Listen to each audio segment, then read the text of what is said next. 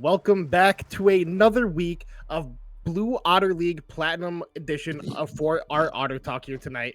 I am your host, Chong Somo, and tonight on our stream matchup, we will be having the Monsters Inc. going up against Conduit Kraken, two very strong teams we have here in the Platinum Division. But before that, we're going to get an insight on some of all of our matches here. And tonight, I'm joined by a little bit of a rerun episode with Trash Panda, my gosh, and Godson, but we're also joined by my co-caster for the week, and always, Toki B. How are we doing tonight, Toki?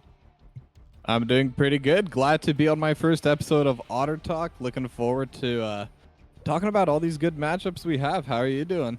I'm doing great tonight. And then to our guests, both Trash Panda and Godson, how are we guys doing tonight?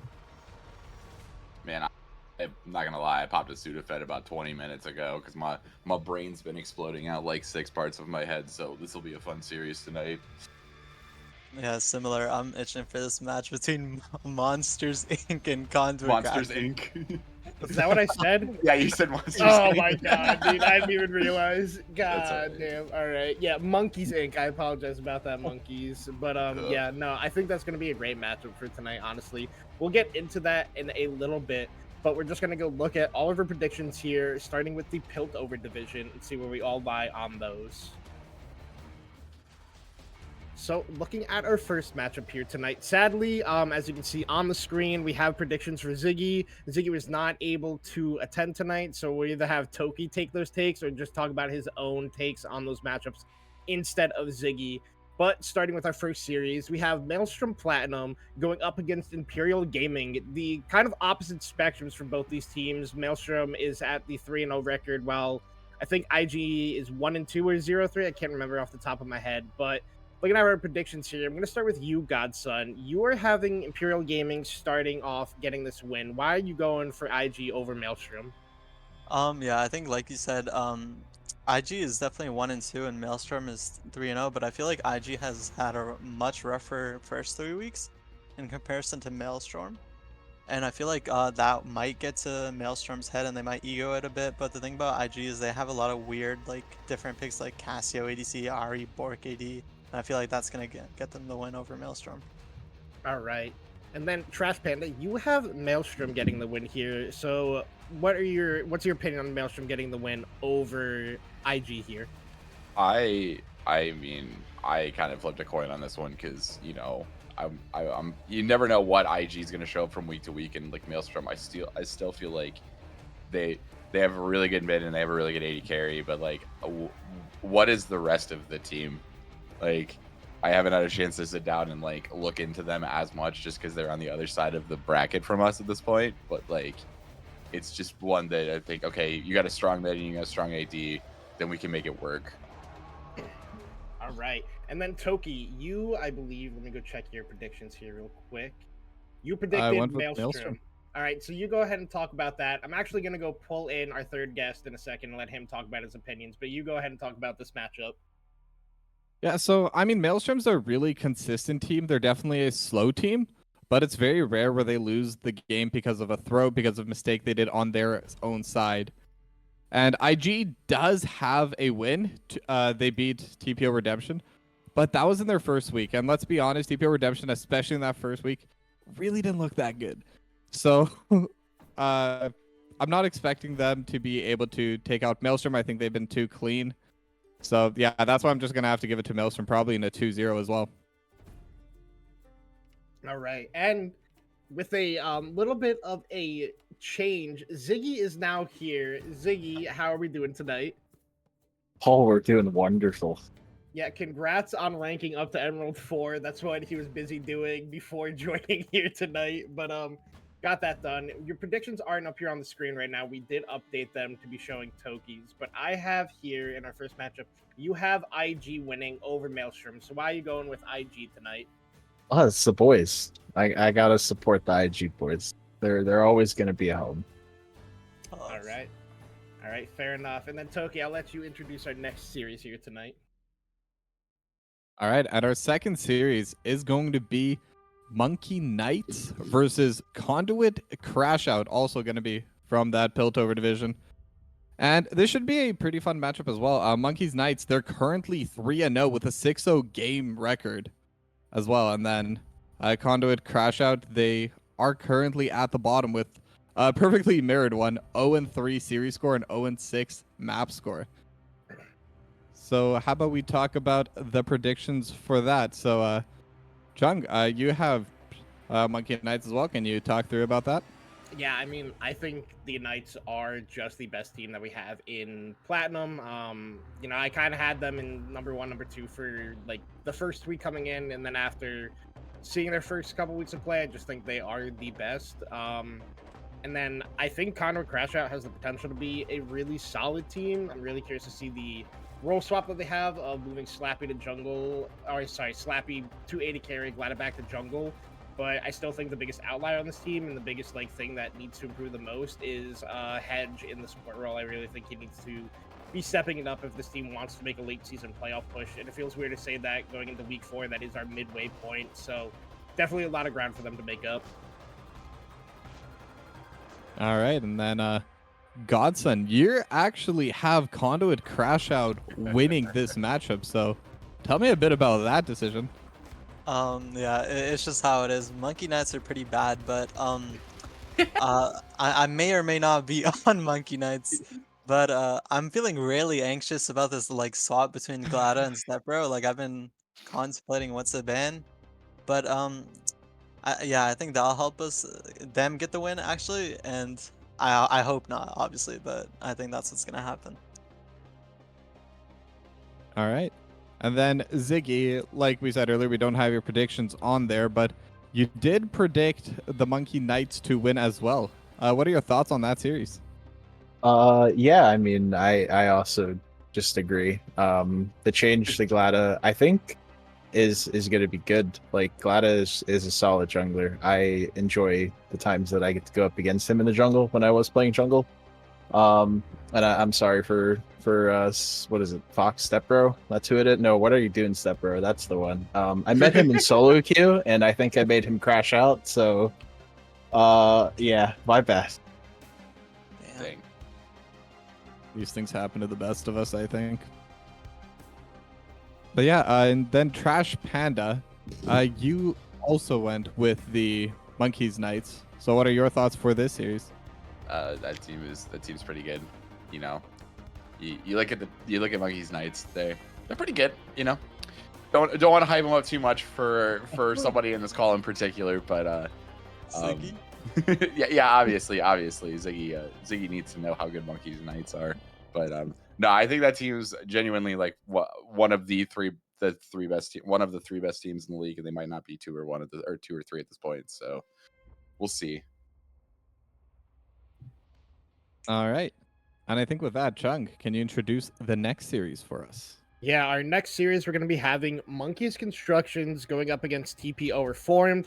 I am in the Monkey Constructions camp. I feel like their week 2 game was like the biggest outlier they did have, kind of losing that series. But like, I think overall, this Monkeys team has looked really good. Definitely better than I was kind of expecting. I expected them to be more middle of the pack, but they're kind of pushing those upper echelons. So I think against, sorry, Ziggy, a bottom half team that we have here in Plat, I think it's just going to be an easy win for them. Dang. But my It's toxic. co-caster, Toki, is the TPO Reformed believer here. Toki, give us a little bit of insight on that one. I mean, this was the stream matchup last week, and I saw so much potential in this roster. I genuinely think that just a few small changes and they'll become so good. I'll even go as far as to say I think they could end up being in the top half later on, and I think their main issue was just the drafting. So because it's just a small fix, I think they could beat Monkey's Construction. Now, I think it will be a close series, but I will still be giving the edge over to TPO Reformed. All right. And then speaking of Ziggy, since you are playing in this matchup, I'm going to triple check your predictions here. You predicted against your own team, so why are we doing that, buddy? Listen, I'm going against with week 1. We're memeing on our teams. So yes, I am in the construction camp. I mean, listen, they got cement and what was the other one? I forgot what. Concrete. There you go. Yeah. See, they're really hard to break. You can't break them. You know, their mentals are tough. Speaking of changes, there are some changes coming to Reform, so we'll see how that one works out too. Hopefully for the best. Yeah, I did see that Poodle did get removed from the team, so really curious to see how that changed up the dynamic of the bot lane. Hopefully, Poodle is able to, get a spot somewhere. I think they are a good player, so hopefully that does work out and everything's okay between the org and them. But regardless of that, Godson, you are, as a fellow Monkeys player, you're rooting for your sister team here. Why do you think Construction is getting the win tonight? I'm glad you guys mentioned it. There's support left, and I felt like Poodle is a pretty strong player, and I like most of the guys at TPO. I hope they win, but I think Monkey's Construction is just a better form team, and considering that they role swap to like everyone's primarily on their comfort role with Big News top and Nightmare mid, I think that'll help them out, and Monkey's Construction will take them. All right. If I can step in real quick, I think we're all forgetting the jungle change too that happened on Reformed. Oh yeah, We're now Big Red. Foolish there instead of Big Rev, so we got a couple different I changes. forgot about that. I'll be Oh honest. yeah.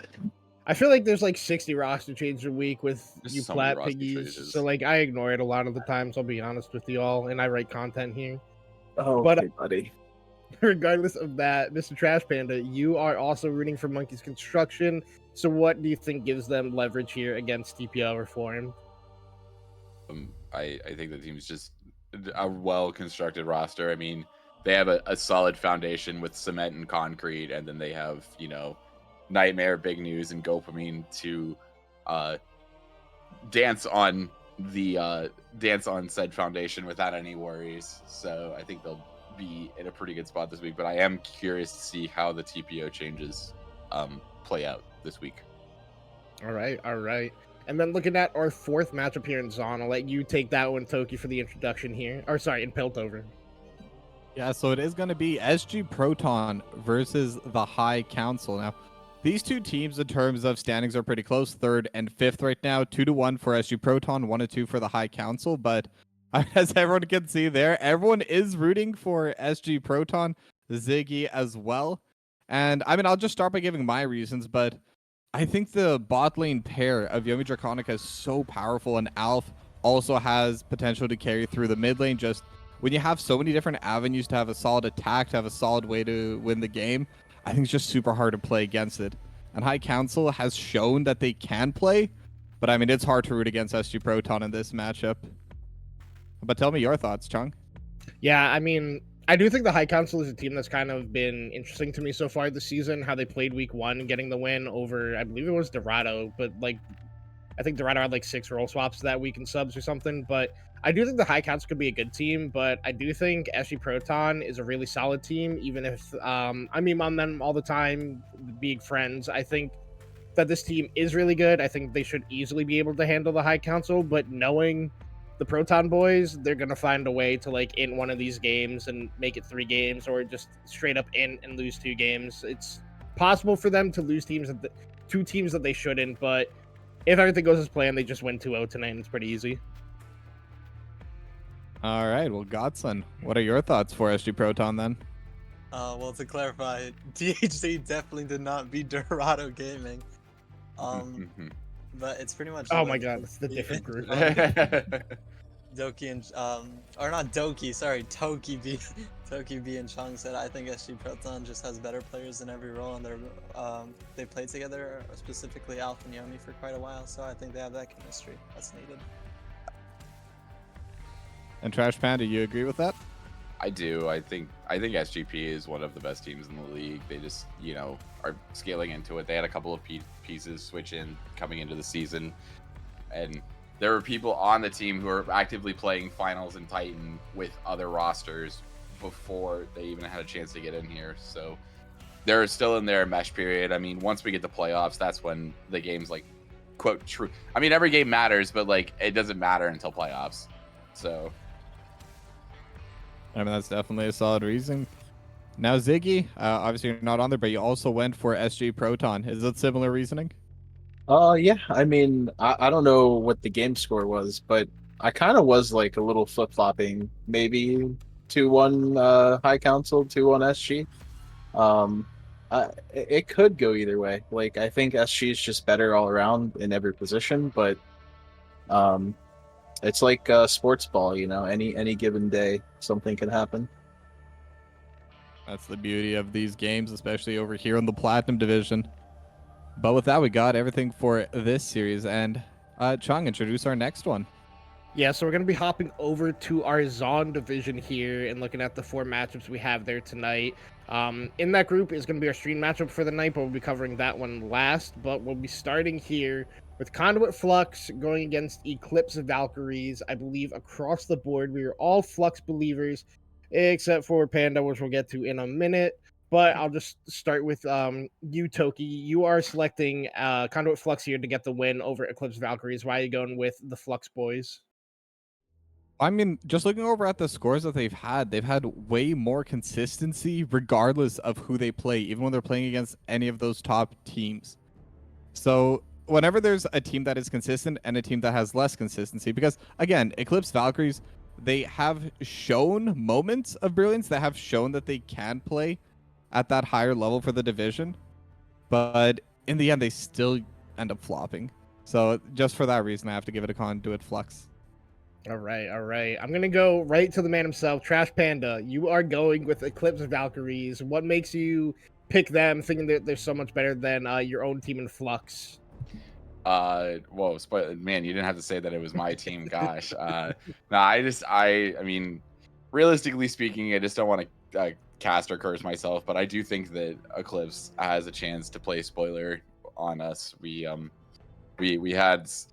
the scrimbucks have not been flowing in as well as they should be at this point, and Eclipse is riding the momentum coming into the week, so it'll be a good series for sure.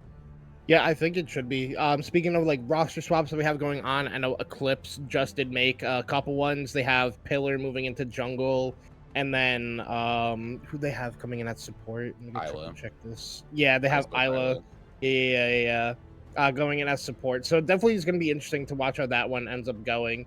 But going over to Godson, you're going with Conduit Flux as well over Eclipse Valkyrie. Why are you going with Conduit camp tonight? I thought Eclipse Valkyries was a pretty strong team, and I didn't think Jungle Koi no Yokon or whatever was like a weak point. So I'm not sure why they did that swap. I think it'll actually like be not beneficial towards them. And obviously, Conduit Flux is a team that has played together for quite a while, so I think they have the chemistry that Eclipse Valkyrie doesn't have because of these roster swaps. So I think Flux is gonna win it. All right. And then Ziggy, last but not least, you have also picked Conduit to win here tonight. Why are you going with Conduit over Eclipse? It's got my boys Badger and Tort on there. Like I think Panda's just being modest, and also going with the week 1 meme. So I think truly he does believe that Flux is gonna win, just like everyone else. Meme? You are a meme, Badger. Man. This isn't a meme. Hey, Panda was right in the first week when he bet against his own I did. team. You're right. I was when I picked Kraken to beat us. I was right. He Look was at right. that. Look at that. Look at the bucks that he got. But Yeah. We're also going to talk about that PayPal that you sent too, huh, Panda? Okay. Whoa. What are you okay. But regardless, I'm gonna be hopping into our next series here. Let Toki take that one over, as there's an interesting take here on the desk that I would love for him to cover. So I know what you're waiting for, because it is going to be Dorado Lambda versus Contingent Purple. But I'll be honest, when I made that prediction, that was before I knew about that roster change. With Gabe coming in, I thought that Contingent could maybe beat them out through the bot lane, and we've seen it before with Dorado. We had them on the stream matchup before. Once they start falling, they kind of really fall apart. Emotions get high, all that kind of stuff. But I mean, with that roster change, I think Dorado does win, though. So not going to be able to bring too much spice into this matchup. And I think everyone else agrees. But Chong, tell me about your thoughts for this matchup. I mean, I clearly think Dorado is the favorite team. I mean, Contingent is sadly like the bottom half team that we have here. I think there's a chance that they can upset, and I think they'd have to win through bottom lane and have Neon Sword be the carrier for that. But I think across the board, if Dorado's playing with their starters, I think they are kind of almost best in slot in every role, except for I love you, Sunrise, but maybe in that jungle role is your biggest question mark on the map. But I think they have like top 1, top 2, top laner in the league with Ultimice. I think they have the best made with Gabe Leo now. So I think Dorado should just be easily able to win the series. I think it just depends on how Sunrai and Killer Fox look going into this game. Yeah, and then Ziggy, you tell me about your thoughts for this series as well. Yeah, like everyone else said, I think they're pretty top at their positions. I mean, given the fact that there's not even the best support starting on the team, so I think that they're still 1-2, probably both of them. And it's Dorado, like their name just is, for excellence pretty much. So I think everyone's just looking at that. Godson, you got the same kind of thoughts, just belief in the individual skill of these players? No, I actually don't. I believe in the individual skill of one particular player on Dorado Gaming Lambda, and I'd have to disagree with Ziggy. It's Killer Fox. Killer Fox is the best support. He's really good, and he can honestly beat Contingent Purple 1v5, I believe, firmly. Okay. Yeah, who needs the rest of the team? Killer Fox on top. I love that man. He's such a troll, bro. Forget Gabriel Leo, bro. Forget He's such a Gabriel Leo. Forget troll. Optimized. It's Killer Fox, bro. That's where it's at. Oh, All right, Trash Panda, do you agree with that? I don't even know how to follow that up. I'm gonna be honest. I mean, I just think that Dorado is one of those like 2 or 3 on the best teams in the league list at this point, especially with all of the changes that they've been making. Definitely a scary team. I hope somebody's internet goes out week 7 because I'm kind of scared for that matchup. I'm not gonna lie. is it yours? Are you hoping your internet goes out? Are you gonna PayPal again? Ziggy, stop with the conspiracies already. Yeah, it's not even Dorado's internet. You want yours to go out so you don't have to play that matchup. Holy crap! Yeah, but regardless, Chong, get us into this next series. Yeah, so our next series is actually going to be TPO Redemption against the Monkey Sharks. I think personally this is the best series that we have tonight. I think both these teams are really ramping up. Sadly, Monkey Sharks did get that loss last week to Flux, and TPO Redemption did win. I'm put a little slight asterisk next to it as they did beat Conduit Kraken with a sub top laner who doesn't play top lane, so you can take it as it is, but regardless, I still think TPO Redemption played very well in that game. But I think it's going to be interesting the way we have a slightly split desk here. Can't really be a split desk with 5 takes. But Toki, you are going with Monkey Sharks here. Why are you going with Sharks over Redemption? I mean, I think this is going to be a very, very close series regardless. But, I mean, Monkey Sharks has Yukino. And I genuinely think Yukino is one of, if not the best mid laners in this entire league. And at the same time, looking over at the history of how TPO Redemption has been winning the games, it's always been feast or famine. They either win really hard early on and kind of snowball through that, or they kind of peter off. And I don't think they can just get that early win into Monkey's Sharks. So, I mean, I'm even going to say Monkey Sharks 2-0. All right. I'm going to jump over to Ziggy here. As you're believing in your sister team, you're predicting TPO Redemption to beat out the Monkey Sharks tonight. So why are you going with TPO? Oh yeah, that might be a caster curse. Anyways, I mean, yeah, like you got Yukino, an LEC player. Like, of course, obviously, is going to be the strongest on their team. I would hope so. It would say a lot about the LEC if he wasn't. But I do think Lord JK is a really solid mid laner. I'm pretty sure he's supposed to be starting for them, from what I heard. Yes. I know that there were discussions, but I do think he can hold his own pretty well. Pelly seems to be absolutely cracked out of his gourd from what I've heard and seen. Everyone's just on Ito June's sack, trying to figure everything out there. Finny's just a solid ADC. Kittens just seems to troll Finny all the time. So I feel like Redemption is just very solid for some reason, and they figured it out a lot better than we have. All right. Trash Panda, you are going with Monkey Sharks over TPO Redemption. As somebody who just played the Sharks, why are you favoring them in this matchup? It was a scary team, man. That team was scary to play against. Yeah, I feared for my virtual life every single time that I walked anywhere to get vision or anything like that. They're a really cohesive unit. They played really well. I mean, Archer could take over this game in just 1v9 at this point, but the rest of the map will make sure that Archer is in a position to perform really well as well. Yeah, and like you said, I think that was Archer's first series here, as I don't think he was playing the first couple weeks, but from what I saw, he did play really well in that series, just wasn't able to get it over the finish line. But plan to putting the faith in them for this week. And then Godson, last but not least, you got TPO Redemption with the win over Monkey Sharks. Why are you betting against your own sister team tonight? Let it be known that I do want Sharks to win, but I think TPO does have the edge, and I think Coop said it best when he said that Yukino can't always drop 20 bombs, and if you look at the match history, the games he didn't drop 20 bombs, what's it called, Sharks lost, and in comparison to TPO, like no one's dropping 20 bombs. It's a cohesive group and they work together well. And in comparison to Sharks, which is quite literally just Pink Penguin, and quite literally just Pink Penguin, I think TPO will have the edge since they're better as 5 than Sharks. All right, all right. And then going for our last match, our stream match, I'll let you take the introduction for that one, Toki.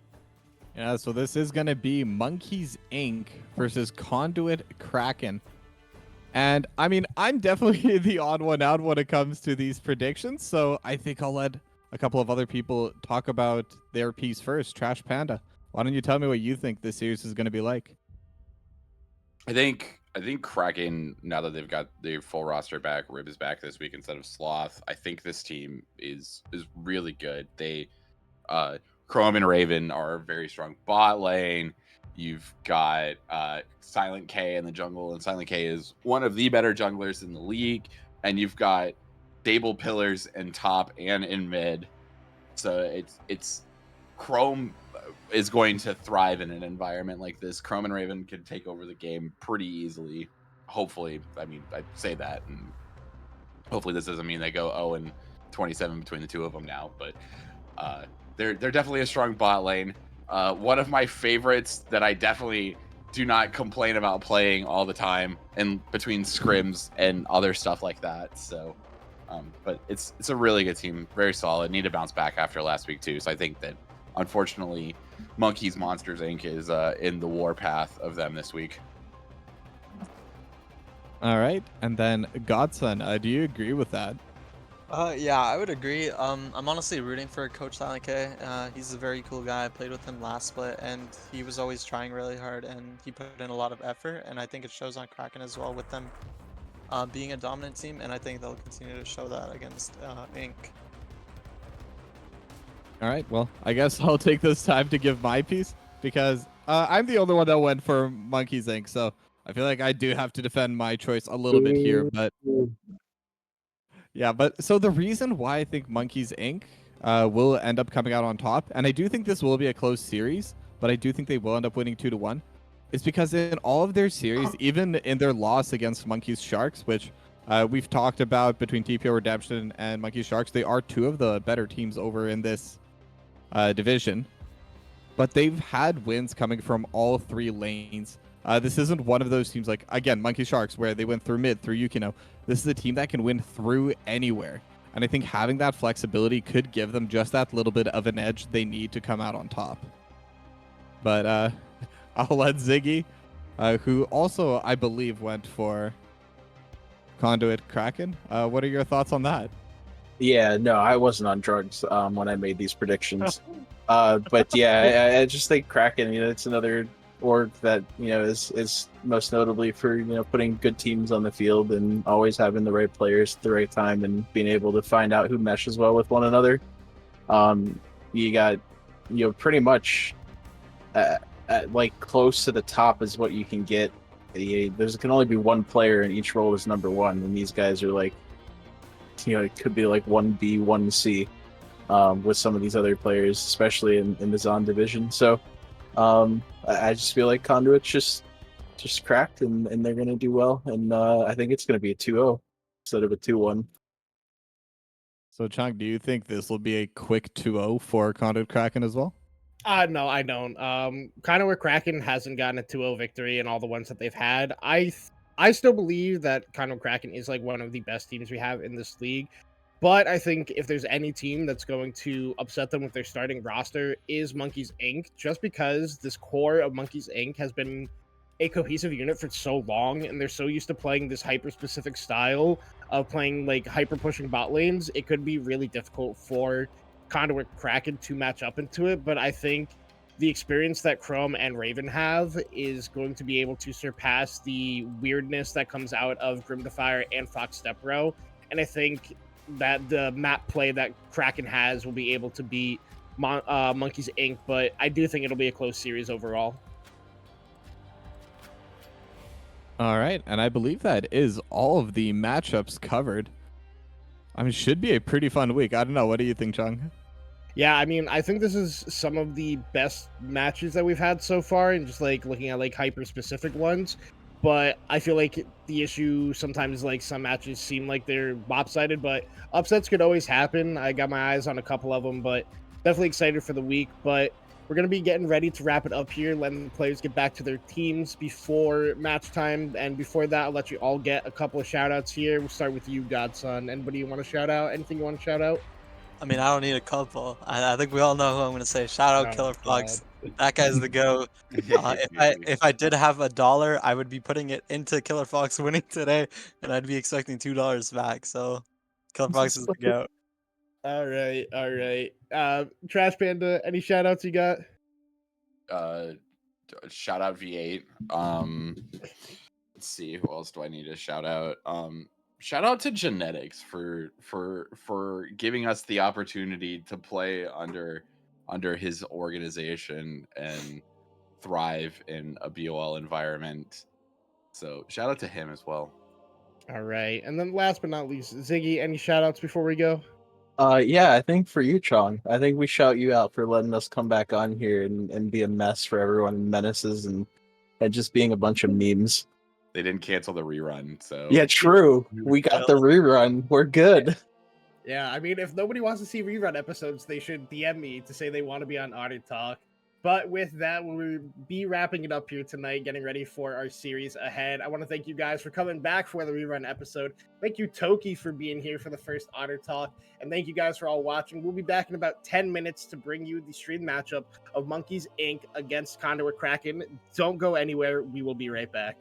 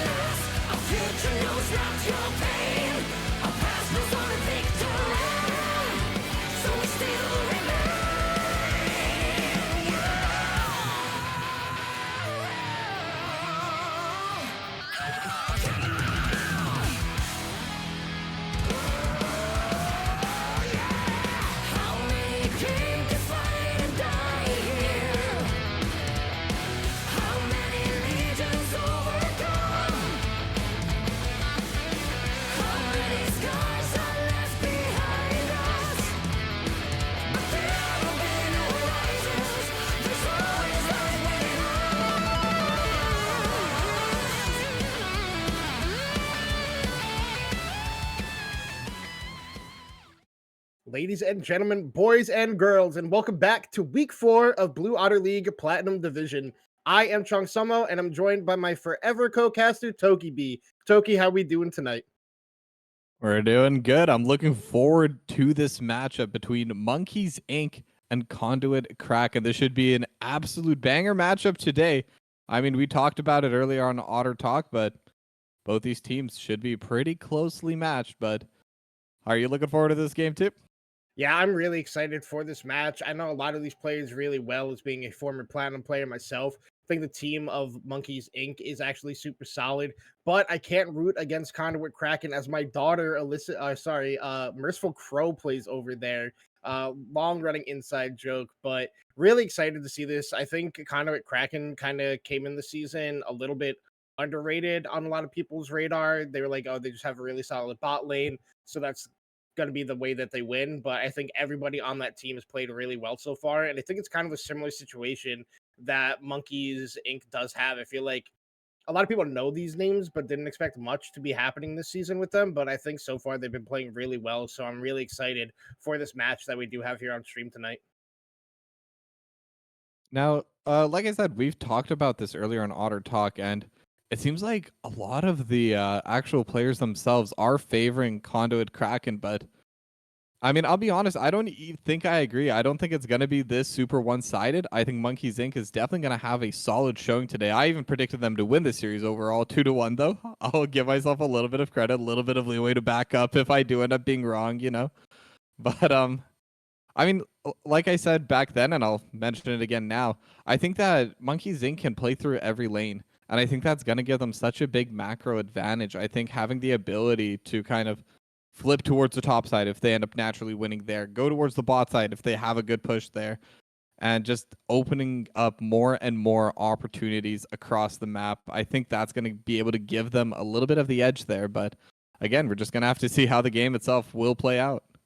Yeah, I mean, in my prediction, I also said we're getting all 3 games here tonight. I mean, Kraken hasn't had a clean 2-0 victory yet here this season in their 2 wins. But I think even if they have, I'd still bank on this being a 2-1 win for Kraken. I think the strongest lane for Monkeys is their bot lane of Grimdefire and Fox Stepbro. But I think the duo that is Chrome Alone and Illicit Raven is probably the best bot lane we have in all of BOL Plat.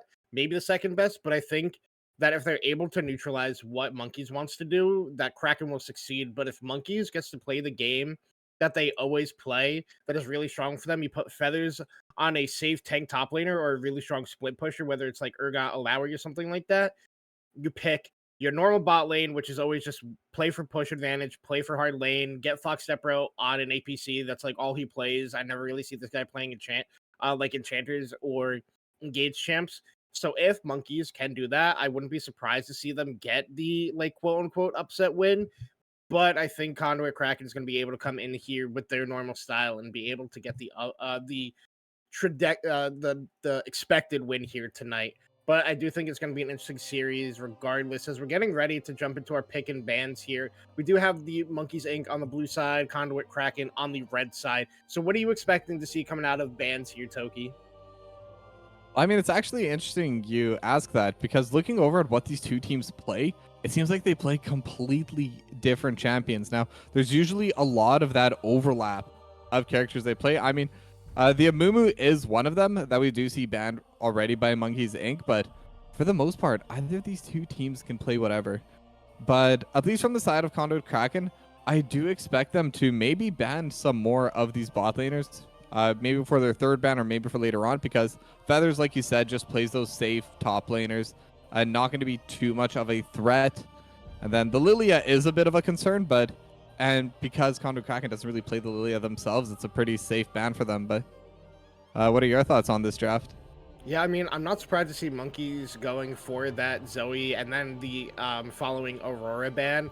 I've made a joke before with Crow saying she is just platinum level Samikin because they have the same two champions that they main, which is the Zoe and the Aurora. So it's never really unexpected when team banned those out, so I wasn't surprised there. But I also like the way that Conduit is approaching this draft. They're banning away the Alawi from Feathers because he is willing to just first pick this and say, I can just win on it no matter what.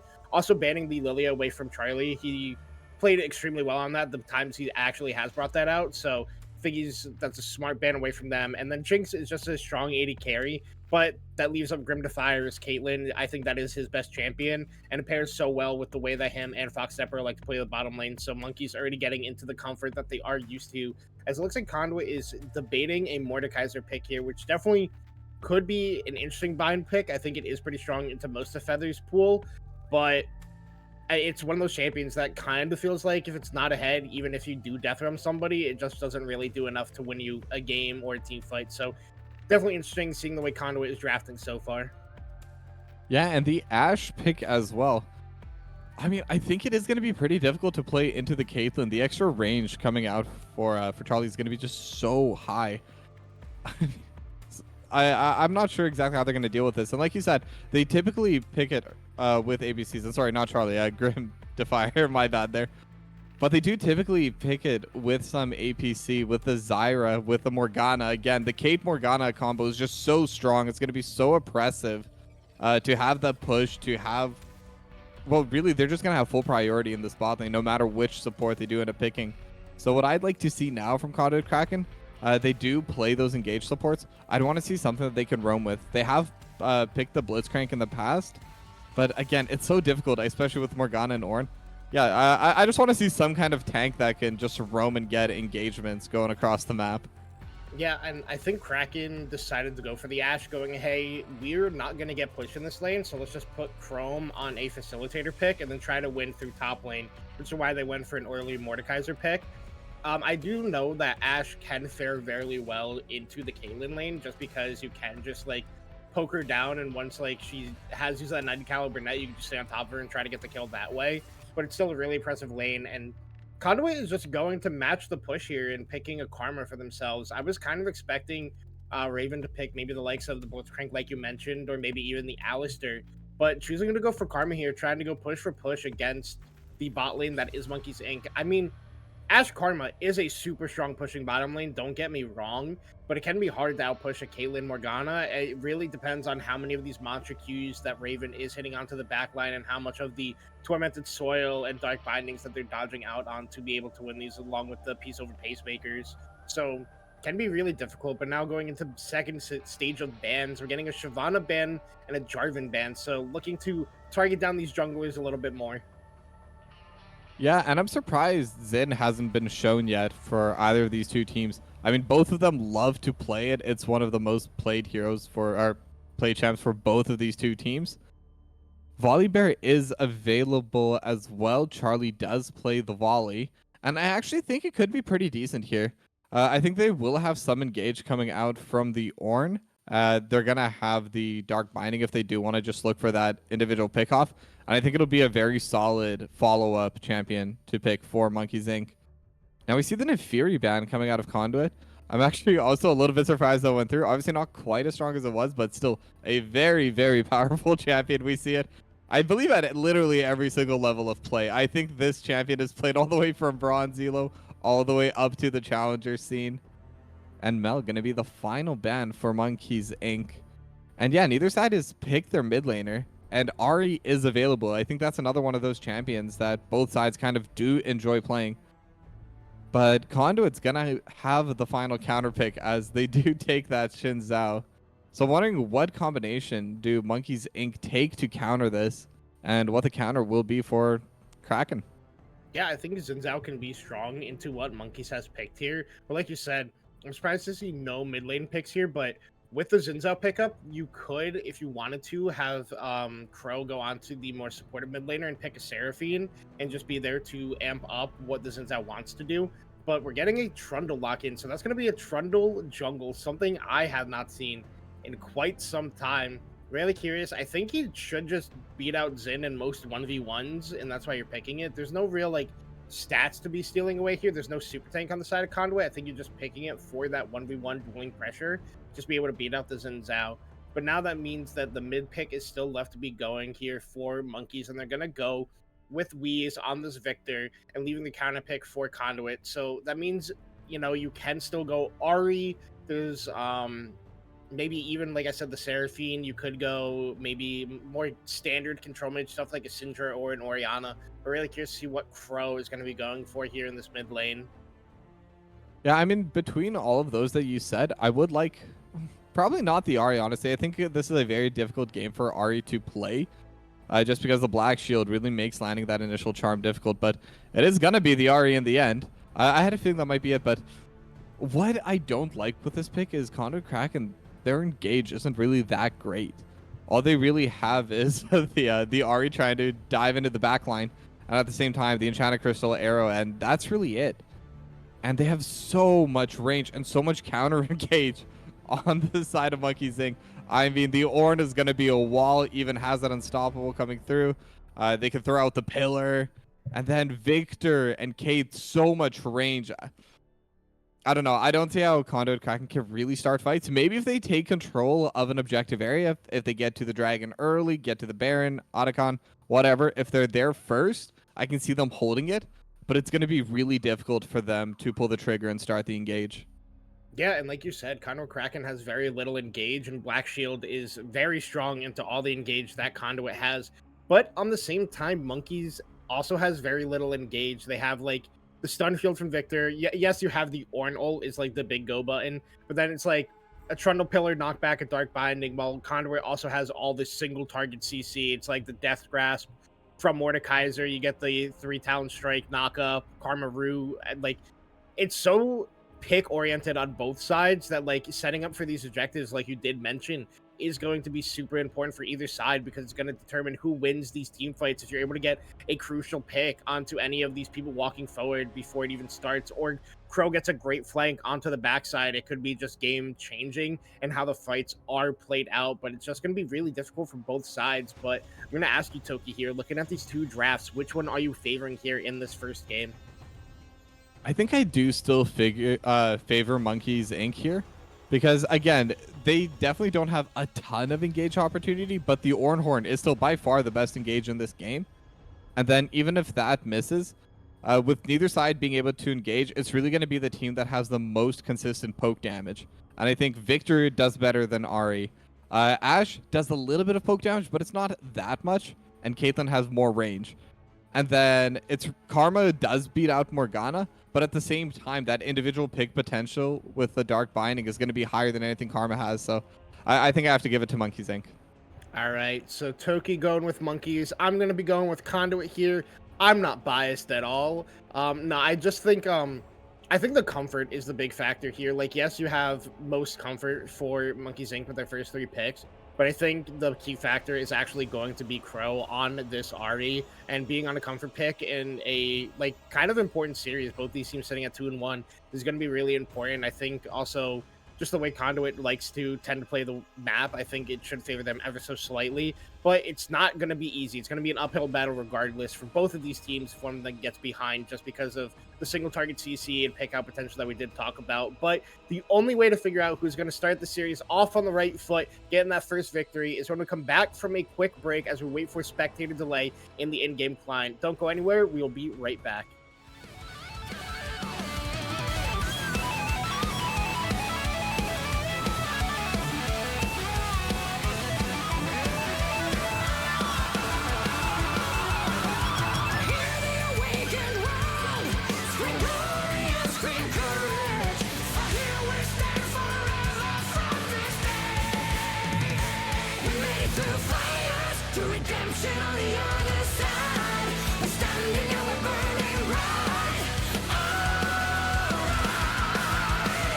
Cause we are timeless, our future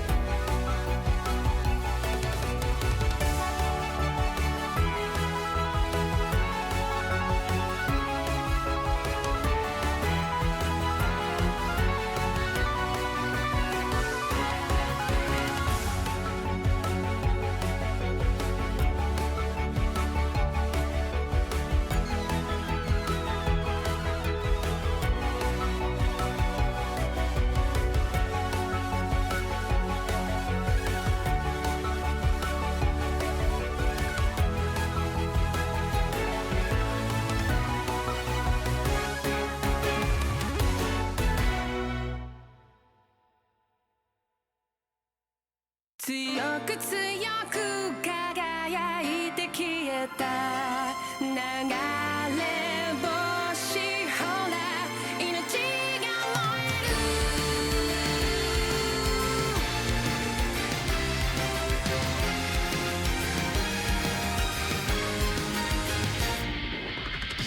何かに怯え走り続けたその虚しさのしじまに何を見て何を探してきた自分の声がただ響く幾千万の星の中で惹かれて出会った守り手たちよ回る回る時の輪の中で自分の弱さ強さの先に同じ空誰かが見上げてるそう信じて消されない虹の奇跡が届けと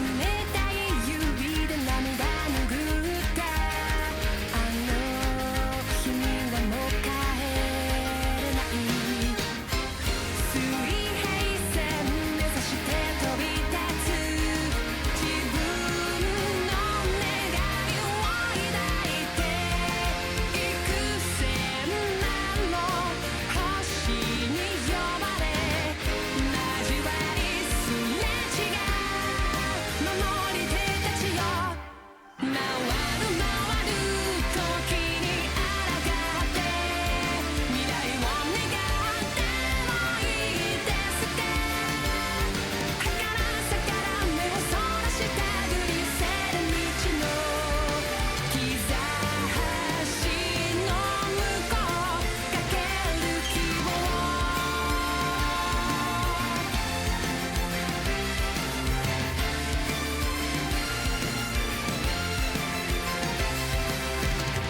あなたの光あなたの命いたずらに知らさないようにそっと触れた記憶 And welcome back for our game number 1 between Monkeys Inc. and Conduit Kraken. Kraken on the red side, Monkeys on the blue side. We're already seeing a 5-stack here. They're looking for Fox Step Row. He's already getting hit up. Volley out. So extra bit of damage from the W from Ari, and that is quickly first blood picked up onto Merciful Crow on this Ari here. Not even a minute into the game. Yeah, I mean, that's definitely the way you want to start a Merciful Crow. I mean, we said it at the start, is known for the Ari, is really good on that Ari. So first blood going in that direction, getting those free brown boots to start the lane, gonna help out quite a bit. And for Fox Stepro, I will give one positive and one negative. The positive, didn't burn flash, already knew they were going down, decided to keep it for later. But they did start Black Shield. They're not gonna have that Dark Binding and to build over Peacemaker start in the bot lane. I think that's really going to make things a lot more difficult for them, and they're going to lose a lot of pressure in this level 1 as Billisa Raven still trying to play forward here in the bot lane.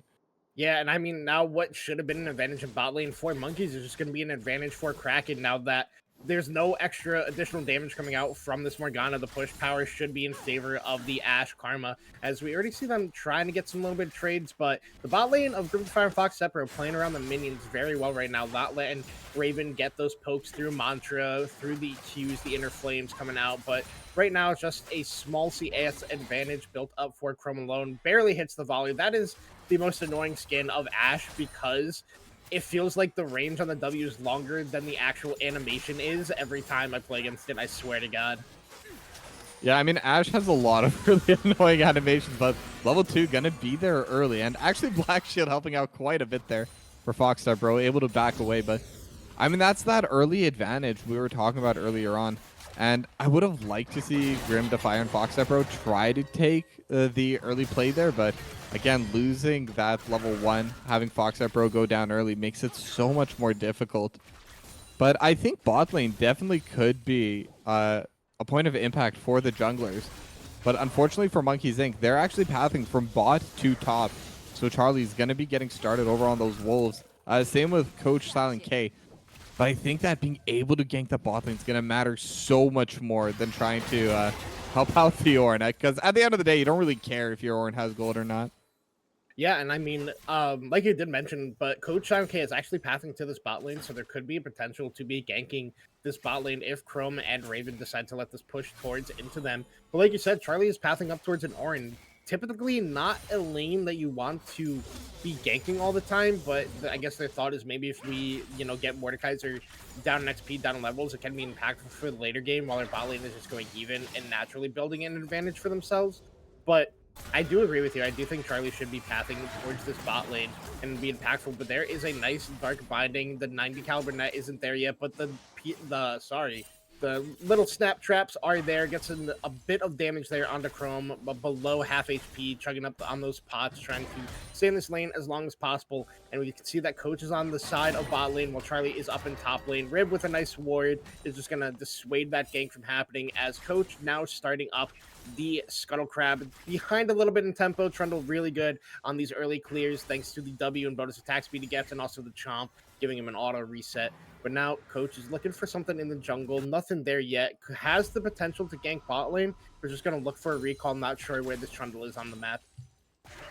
Yeah, and I think maybe the logic pathing over to that top side looking for that gang onto Rib is that, first of all, I don't know if you've noticed, but it is going to be the Ghost Mordekaiser. No Flash going to be there. And second of all, once that Mordekaiser does hit level 6, it's basically impossible to gank it. Especially in a matchup like this, the Mordekaiser is never going to get poked out, never going to be in a position where the jungler could just stat check 1v1. So I think that may have been the hope, but I think even without a ward, Rip gets away. Yeah, Chrome's taking a lot of damage on these trades. Grimfire getting some nice auto attacks whenever possible. The headshot is there on a minion and then hits the pelt over Peacemaker. So a lot of damage going on to Chrome. Dark Binding misses there. A little bit of tradings between the supports. Chrome is going to have to take a recall soon if he's not being respectful because he is taking a brunt of this damage in this lane so far. But with that, Yeah, we see TP. Oh, go ahead. Yeah, I was going to say the fleet footwork also really coming into play for Grim Defier. Obviously got nerfed from its previous power a year or two ago, but it's still going to be really good for getting that little bit of extra healing, little bit of extra move speed, trying to get that extra poke, and that pressure actually will open up that first dragon for them. And Coach Sean K is here. They could look for the steal, actually, but I think this would be a losing fight if they do try to do a full engage here. It's possible. Merciful Pro is here. The dragon is getting low. The smite is down, but it goes over to Charlie. Now Coach Sean K in a lot of trouble. Flash away from Charlie XDC, and a little bit of damage back on the Crow here. Now Wee's getting a nice death ray down on top of the side. The domain is out from Charlie. They're trying to get the slows down on the Merciful Pro. Pillar back, but the Blast Cone is there, getting the ADC away. And the charge hits on the Grim Defier. Now Coach Sean K goes in, flashes forward, gets the first kill, gets the second kill, and now Wee's on the backside getting a lot of kills here. Charlie is trying to trade back, and the Chomp is there. Double kill for Wee's thanks to that, but now the damage can come back onto Weez. Alyssa Raven getting in there, has to flash away. The Death Rays are still coming out. Chrome is trying to slow him up with these auto attacks, but a nice pillar from Charlie. The stun shield is down. Chrome is taking a lot of damage here. Uses the cleanse, is trying to stay on top of that sinking power they have from the slow hawk shot to see exactly where the jungler is. Weez is getting low, has no flash, and the Ranger's focus is there, shutting down onto Chrome alone. A lost dragon, but a one fight overall for Conduit Kraken. Yeah, I mean, a little bit of a split decision there for Monkeys Inc. They had the numbers. Chrome alone, they knew that Chrome alone was either resetting or was going to be in that fight with like no mana, no health. But they were hesitant to start that fight. And because of that, that split decision did kind of put them out of position. They were a little bit late to start the engage on a Merciful Crow and Coach Silent K, Alyssa Raven. The longer you take, the more abilities this Karma is going to be able to get off. And it's a lot of poke damage. It's a lot of sustain, too, to prevent the poke going the other way with those shields. But, I mean, overall, it's still pretty close, I can say. But, I mean, the extra shutdown did go the way of Chrome alone. That's going to be really big, starting off with that BF sword. But Weez 2-1-0, going for that ROA, going to be able to scale up. And I do think this Victor might be the heaviest scaler in the game, so it really depends how the rest of this game goes, but it definitely could still go either way. Yeah, and I mean, the blast cone is really what was kind of the big winner of that fight for Conduit, because it let Crow create a lot of space where they had to engage farther into that chokehold. And then Coach Silent K got a really nice Wind Becomes Lightning audacious charge onto the backline, immediately took out Grim Defier and Fox Step Row. Sadly, does go down to Wheeze and Charlie on the backside, but then luckily Chrome One and Raven are there to help clean it up. A nice dark binding there on to Raven. A little bit of damage being traded back and forth. Still between the spot lane. The push is in favor right now of the side of Monkeys, but it doesn't mean that Conduit can't put it back now that Chrome is at level 6. There is no cleanse on Grim Defier, so if there is an angle, they can take it whenever they are feeling like it, but they just got to be worried about a black shield.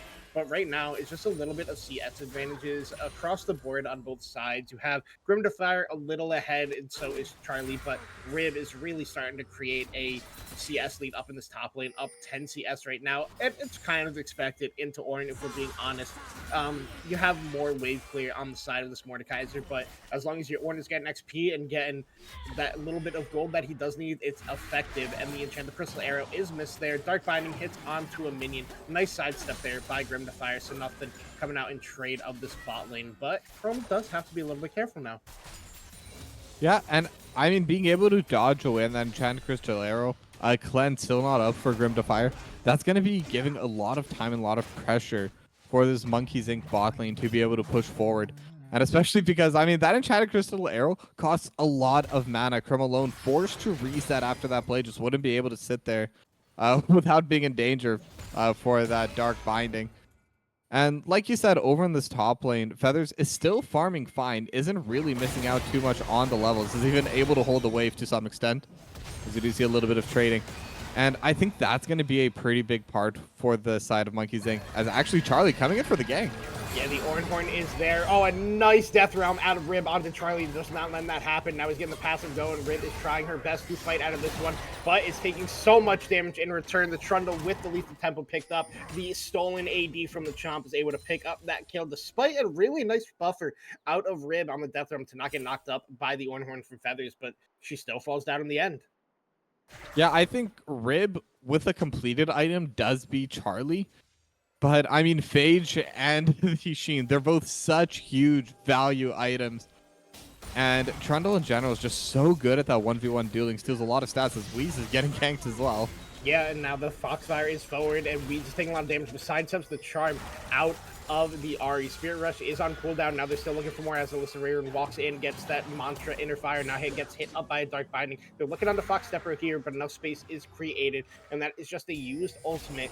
Weeze able to live thanks to a nice gravity field that was put down, and now they're sitting around waiting for this dragon to spawn up. Weeze keeping back into this mid lane. It looks like we're having another fight over the second dragon of the game. Yeah, but I definitely favor the positioning that Conduit Kraken have right now. I actually want them to kind of go full in on this. Charlie's still really far behind, still not going to be there, but the ultimate's definitely going to be favoring the side of Conduit Kraken. And with this positioning, they should be able to get it, but what about the team fight after? Yeah, the Enchanted Crystal Arrow and Charm both miss onto Weave. Now Gravity Field is down, trying to get Coach Silent K, but there's enough space between all the members of Kraken and the members of Monkeys that it is just a free dragon in exchange for one ultimate, and that is a split even on dragons in this game. The first 3 kills were in favor of Conduit, so they are now one neutral objective away from getting the full feats of warfare for themselves. But it's going to be a little bit difficult as the grubs are spawning up, and there has been no recall from Coach Silent K, but something I do want to talk about is that Coach has gone for an Eclipse first item, something I don't typically see on Xin Zhao. Maybe a new build that I'm not quite familiar with. So I'm guessing that it's going to be part of the draft there, because like I said, they're going to struggle to start and engage. So I think what the reasoning for this is just trying to get onto the backline as quickly as possible and being able to take down the target as soon as they get on there. Coach Silent K already has 2 kills, and whenever you have that extra gold, you kind of want to start transitioning into a carry. And I think Eclipse first is going to be really good for that. And it's going to give a lot of pressure onto Wheeze, onto Grim Defier, onto Fox Stepbro. Just going to be really difficult to play if the Xin is able to get onto the backline anyway. Yeah, and it looks like in the mid lane, both Wheeze and Crow are going to be going for this new style of build. These tankier AP mages going for the Roa into Leandries. It gives you so much survivability in these fights. But another interesting build that I'm noticing is that Rib has gone for the I can't remember the name of the Rift Maker. I almost said Unending Despair, but that is what Feathers has. But the Rift Maker first item, it's normally not something I see. I see it built like maybe third on the Mordekaiser, but I never really see it as the first purchase. Normally you're going for like that Lee Andrews to have that sticking power with passive, but never mind. In the meantime, Ribbon's fighting up in the top lane. The Ornhorn is coming out, nicely waited on, but doesn't get the knockup. Hit still gets knocked up into the wall thanks to the Audacious Charge. Now Ribbon is still in a lot of trouble. Charlie with a fully stacked Needle Temple once again picks up the kill. Now Fox Stepbro is in trouble. Audacious Charge in for Coach Silent K. The Enchantment Crystal Arrow comes out, but the Black Shield wasn't broken yet, so easily alive is Fox Stepbro in that play. And you know, Monkeys Inc. focusing down on the top lane, letting their bot lane be in a little bit of trouble, but it does not matter in the end of the day. Up in gold, even in kills at this point in the game. Yeah, I mean, really well played so far on the map. No, Coach Silent K is in a lot of trouble. He's going to have to Audacious Charge forward, use that ultimate. He's trying his best to fight through this one, but now Charlie's here. All the damage is still going down. Wheeze is on the rotation over. Flash forward is Charlie onto Chrome. And Chrome is trying their best to kite out. Ace and Hole coming forward. Blocked this by Illicit Raven. Almost for Chrome, a little bit of trouble. They're still getting slows down onto this Trundle as the rest of Monkeys is trying to walk forward here. But out is the side of Conduit, only losing Coach Silent K for that greedy grub steal at the end of the day. Yeah, but that's still going to be a lot of HP favoring the side of Monkeys Inc. And they do have the grubs as well. So with Chrome alone being forced to reset and Illicit Raven, we'll be able to clear away a little bit of this, but still going to be a lot of damage going over to this first. As actually able to clear out the entire wave, so JK should be a fine play for them, but oh no, now Raven's in trouble. The Dark Binding is there, Pilled over Peacemaker. No need for the Ace in the Hole as the trap snipe is enough. Raven goes down. Fox Stepbro, nice wait on the recall, able to punish the overextending support. Yeah, and I mean, Grim Defier gonna be very strong now. Already has the Collector, gonna be on the reset now as well. And Caitlyn, like we saw, like they're gonna have so much burst damage. This combination between the Caitlyn and Morgana is just so high. No. All right. Yeah, Lucky, Charlie gonna get lucky spotted out on second time's the charm, but yeah, Charlie gonna get spotted out on the ward, will have to back away. And kind of to talk about a point you brought up earlier, that Rift Maker, I think it actually does make a bit of sense, just because typically we see the Rylai's first item from the Mordekaiser, right? But with Feathers playing the Ornn and already playing it very passively, there's really not much benefit to trying and keep a perma-slow as Rib getting ganked again. Yeah, now Charlie's up here. The knockup is there. Rib is just going to fall down. The Conqueror with the already completed Trinity Force. And Charlie is so strong on this Trundle at this point in the game, and Rib really has no way to fight back in these 1v1s or 2v1s. You can say she did get the Ornn ultimate out there, so it is a positive in that sense, but falling down again at this point is really rough for this Mordekaiser. Yeah, and it is kind of someone you want to pick to win those lanes. The Mordekaiser is a little bit difficult to play during team fights. Not impossible, and can definitely have a lot of impact if it's the right positioning, the right kind of flank. But overall, it doesn't really have a way to get into the middle of everyone. And actually, first turret going over 2 Feathers on the top side. Definitely not usual for the Ornn to get first turret into a Mordekaiser. Yeah, but I mean, this dragon is for the feats itself. Whichever team gets this is going to get those upgraded boots, as both of them are just trying to clear out some vision right now. Nothing really happening, just posturing for position as Charlie uses the chomp onto the dragon. As the side of Conduit trying to get mid lane push, they don't know that this hasn't started up yet because it is the Mountain Drake. There's that little increased barrier where you can't see into the pit, but now Charlie's trying to get the pillar in. The dragon's at 3k, it's going lower and lower. Enchanted Crystal Arrow is hit down on Charlie, now the Black Shield is there, it's going lower, it's at 10k. The smite is there, it is already picked up for the side of Monkeys, but in the backside, Rib is going crazy with the rest of the team. Coach Silent K is falling down to Charlie. Charlie's taking a lot of damage to Rib in the backside. The decimation is there, and now Rib is pushing forward with that ghost, getting on top of Weezy with the fire. Flash over the wall is Feathers, as they are still looking to chase is the side of Conduit. Kraken, they're still going forward from the fire, and Weez hit by a double Death's Grasp there and falling down to a double Orb of Deception. Shut down for Merciful Crow, picking up 2 of those kills. Yes, they lose the feat, but they win the team fight, and now what can they take standard gold-wise on this map? Yeah, I mean, definitely winning that team fight is going to be worth more than the dragon, going to be worth more than the feats. And I was saying earlier, Rib gonna struggle to get into the middle of the fight, but the Ghost brings us so much move speed, and once that Mordekaiser is in the middle of the enemy team, is able to provide so much damage, so much pressure, just kind of tanking everything while still being an absolute menace in the backline. And it's actually now going to be up in gold over Feathers. A 500 gold lead. 2 kills and 3 assists from that play. But, I mean, looking over the gold, since we do have it up, I mean, Charlie's going to be super far ahead. 4-1 and 3 on the Trundle. Super powerful. But again, this Trundle has a lot of damage, but isn't super tanky yet. Can't really sit on the front line. And when you have as much slow, as much peel back coming out, specifically from the Ashe and the Karma, it's so difficult to play that kind of champion where you just want to run at the enemy team and just smack them with your club. But either way, the gold now fully even. This is such a close game.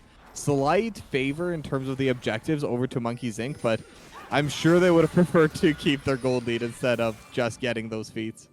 Yeah, and a big thing, like you did mention, is that this Trundle isn't tanky and can't really sit in the front line, and there's no stats for him to be stealing away with the Subjugate in this game. There is no tank on the side of Conduit. You have 2 bruisers in Code Silent K and in Rib. There's no true tank that you're stealing all these resistances and HP from, so it's really Charlie having to use that passive and the Frozen Domain to get that bonus healing if somebody does go down, and just trying your best to weave in and out of these team fights, which can be very difficult, like you said, thanks to all the CC and slows that are built up on the side of Conduit Kraken. But now it looks like the next focus of this game is going to be this Rift Herald. We see vision by both teams being set up on it. Coach and both Charlie are sitting down towards this bottom lane. Pro could be in a little bit of trouble here as we see Charlie on the minimap, and now dashing away is Feathers as the play is looking to be happening in the mid lane. Room to Fire is getting so low, goes down to Illicit Raven on the backside. I think the burn from the Malignancy will pick that up. Let's go back in time a little bit and see how this one is started up here. Just a bit of volley damage coming out. Charlie is nice there. Audacious Charge. The buffer was there for the enchanted crystal arrow, but it did not matter. The damage was true for the side of Conduit Kraken, able to just pick up that kill for themselves, and I assume he's going to start up this Rift Herald and be able to take that one out as Crow is playing safe on the bot side. Yeah, it should definitely be their objective. Charlie's playing over on the bot side, and the amount of burst damage they have is pretty ridiculous. I mean, they are playing that pseudo AP carry Karma into support with the Illicit Raven. And then they have a lot of burst damage from Merciful Crow. Chrome alone is going to have a lot of damage. And then Coach Silent K, like you talked about earlier, with that Eclipse, is a big, big damage threat. Just being able to jump onto the squish to Caitlyn. Doesn't matter how much the cleanse helps out. Doesn't matter about the black shield. Even if you're not slowed or stunned, you cannot block the damage with that. And they had more than enough to go around. Yeah, and in the meantime, Weeze did pick up that bot lane turret. I think he got a good trade on Pro, forcing her to recall. But the Otacon is now spawned up on the bottom side of this map, so that should be the next focus for all these teams. And we have a pretty even game state here at 20 minutes. I mean, the turrets are slightly in favor of Monkeys, the gold's in favor of Conduit. So depending on how these fights continue to go, it could be anybody's game. Yeah, but some big items finally starting to come out in this top lane.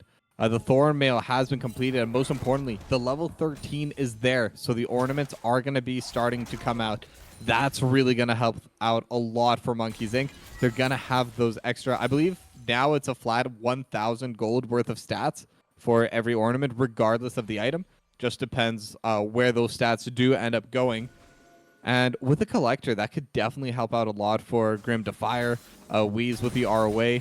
I may want to elect for a different item later on, but Rib getting jumped upon again. Yeah, Rib in a whole lot of trouble here. Nice knock back from the pillar, using the depths realms to try to just get Feathers and try to run away from this 1v1, and ends up working in the end there for Rib, but now could be in a little bit of trouble, but just gets to clear the wave away. Now the Rift Herald being spawned in the mid lane. Pro getting hit up by that Dark Binding does not matter. Turret is gone in the mid lane. That gives the side of Conduit pressure for this Dragon. We see on the minimap that Charlie and Feathers are both running down here. Rib does have a TP of her own, channeling that recall right now, trying to get full health, get ready for this team fight as Crow is looking to pick somebody off before this fight starts. But the turret is being focused here for the side of Monkeys, just saying, hey, we're going to push down mid wave, try to get as much as we can here, saying, hey, this isn't even soul for them, ignore it. So they're going for this tier 2 in the mid wave at the same time as this dragon is being taken. Now Crow could be in a little bit of trouble here. There is enough CC and turnaround for the side of the Monkeys, but the turrets are down, and it does not matter because Conduit is now turning their focus onto this Otacon, willing to give up 2 turrets in the mid wave for their second dragon of the game and Otacon. And I think this is the Blood Petals Otacon. I can't remember exactly off the top of my head, and if it is, that is a kind of one play for the side of Conduit because of all the bonus stats that you end up getting from this one. Yeah, I mean, it's a pretty interesting macro Oh move no, it's from. it one. Yeah, it is going to be the voracious, but it is going to be pretty interesting to just walk through what they just did, because we talked about this earlier, where it is difficult for Conduit Kraken to engage a team fight, but if they're able to get situated, if they're able to get onto the dragon, build up the zone, build up the vision wall, it's also difficult for Monkeys Inc. to walk forward. And I think they realize that, so their solution is, hey, we just don't have to walk forward. We have the inner track in the mid lane. We can take 2 turrets just for that one objective. And I'm not sure if they forgot about Otacon or if they decided they don't want to deal with it and were willing to give it away. But I think that really made the difference in terms of it being a winning play for Conduit. But, I mean, still really interesting. I don't think it's really that big of a loss for the side of Monkeys Inc., but really depends what they're going to be able to get with these extra lives. Yeah, now Crow's going to be taking up a lot of damage here as he was drawing turret aggro. The Oran Horn is out on top of all 4 members. Crow is already withdrawing before the fight is even broken out here. Now Alyssa Raven is also getting withdrawn in this fight. Now Chrome and Reb are going to have to run. Big thing is there are no resets. Weeds is flashing forward for this one, and so is Charlie. Why are we using flashes on just resets? They're not even dying on the recalls are there. The withdrawals are there. Yes, you can maybe push for this tier 2 in top lane, but I don't think flashing for those kills is worth it at all for Monkeys because they don't even give full 300 gold. And in the meantime, you have Coach Silent K just pushing down this mid wave and not even worried about the fight, saying, hey, it's already over. Let me see what I can do in the mid wave in the meantime. Yeah, I don't think the flashes were super necessary there either, but I was just saying it really depends how they're going to be able to use those extra lives, those extra withdrawals.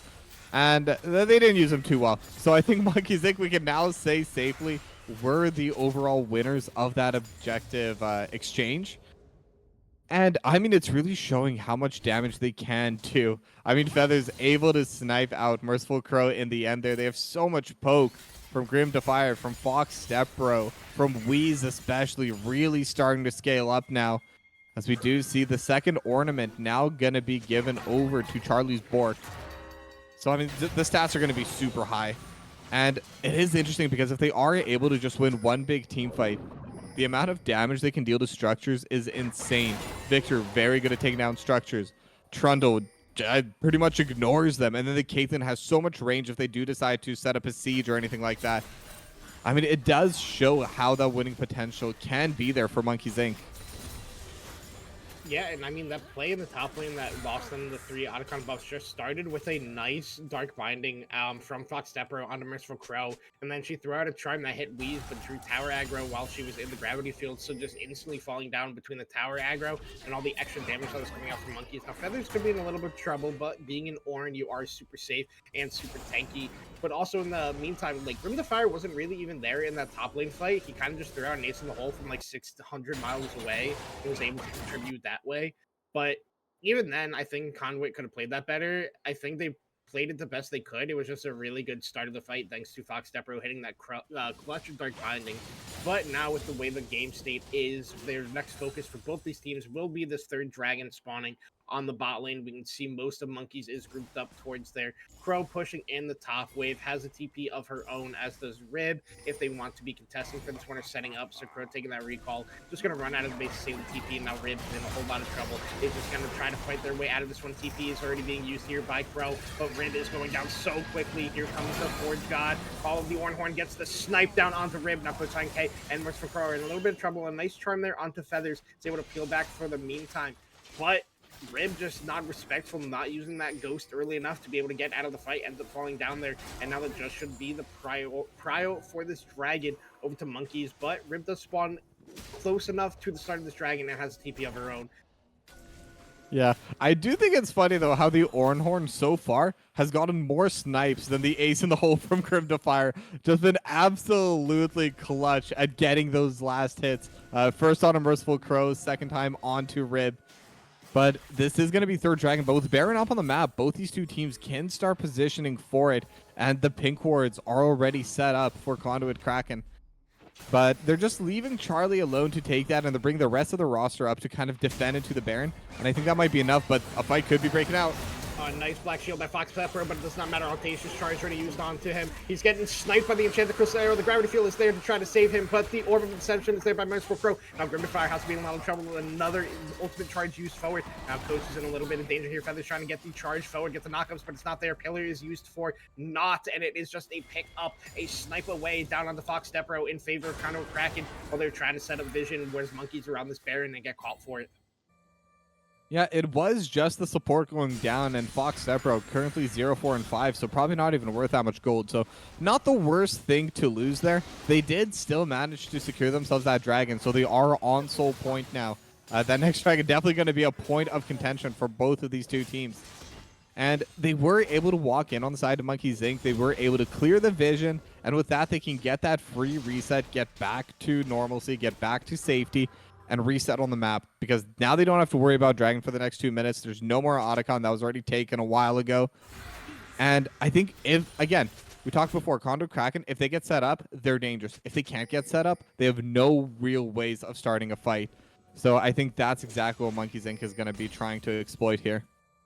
Yeah, and I mean, now this Baron is going to be the focus for both teams again. Fox Stepro is walking for a little bit aggressively once again, but luckily doesn't get caught out by anything. Hit the Dark Binding onto Coach Silent K for a little bit of poke damage, but now Coach is going for this Bruiser path on this build that he has, going for the Sundered Sky, so giving him a lot of survivability once he does jump in, but now the Enchanted Crystal Layer is down on Grim the Fire already using the Cleanse and the 9 caliber net to get out of that one, but that is a Summoner spell down, and a crucial one into the comp that Conduit has for just the Enchanted Crystal Arrow, which has a much lower cooldown than that Summoner spell, so it could be prioritization and pressure over the Baron area in favor of Conduit, thanks to a nice snipe by Mr. Chrome alone. Yep, it definitely is a good opportunity, but at the same time, Black Shield is going to be there for Fox Stepro. Assuming they have the reflexes, they should be able to keep this Caitlyn safe. And Cleanse does have a pretty short cooldown, at least compared to a lot of those other summoner spells. So they do have a timer where they have the advantage, but they do need to try and utilize it earlier rather than later. And kind of speaking on that potential cleanse point, I actually would have really liked to see Illicit Raven go for a Mikael's blessing this game, because the engage struggles are kind of there for both sides. And I think that if they had the opportunity, as I digress for an engage. Yep, no, just the pillar, not going to hit anybody back, and the Scuttle Crab was secured by the side of Conduit as Charlie and Wheeze both tried to steal that one away. But the skills are true for Conduit to be able to pick up the Scuttle Crab around this Baron area, which means, in theory, you can drop a little bit of vision in favor of getting it elsewhere on the map, because for the next about a minute and a half, you just have free vision in that area. But regardless, it's just a kind of big waiting game at this point for this next dragon to spawn, because I don't think any team is confident enough to just start up a Baron at this point in the game. Yeah, I don't think either side really can be the ones to start it. Like you said, Conduit Kraken, they're definitely the ones that are able to get that positioning onto the Baron, but they don't have a true tank right now.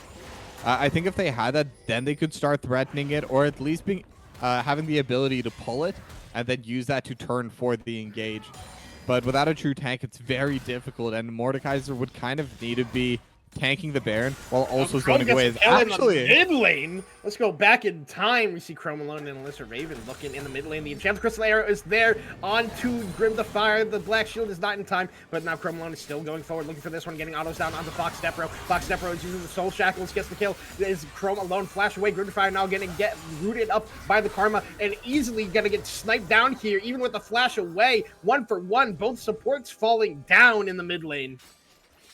Yeah, and the summoner spell usage hard favoring as actually Charlie goes down to Rib. Rib is 1v1ing in the meantime. Okay, so now Charlie's going on to Rib. Rib getting a nice Q down on there. Nice pull back, pulls him into the death realm. Rib is fighting for their life down here and trying to win this 1v1 against Charlie, but the chomps are not enough. The lethal tempo is not enough. Rib gets the kill, but now here comes the one horn out of Feathers, gets the knockup down onto Rib. Rib is trying, but is going to fall to Feathers in the end there. But now this is the Baron startup for the side of Conduit Kraken, because the jungler is down for the side of Monkey Sing. We see Wheeze in the area. He could put out so much damage on this. The TP is coming through for Feathers. There's going to be Chrome, Silent K, and Crow trying to fight for their life. A nice death ray out there onto it. The Charm is there. Weeds is trying his best. Chrome is so low. Chrome has no flash. Chrome is down. Feathers gets it. And then the snipe is there for the side of Silent K. Now Silent K taking so much damage. Both of these guys in the ultimate. It does not matter. Chrome is trying to fight his way out. A double kill there for Feathers. And now Crow is in a lot of trouble. Grim the Fire has come back alive and gets the snipe down. You may have gotten Baron, but it's wiped off the map instantly by the side of Monkeys Inc.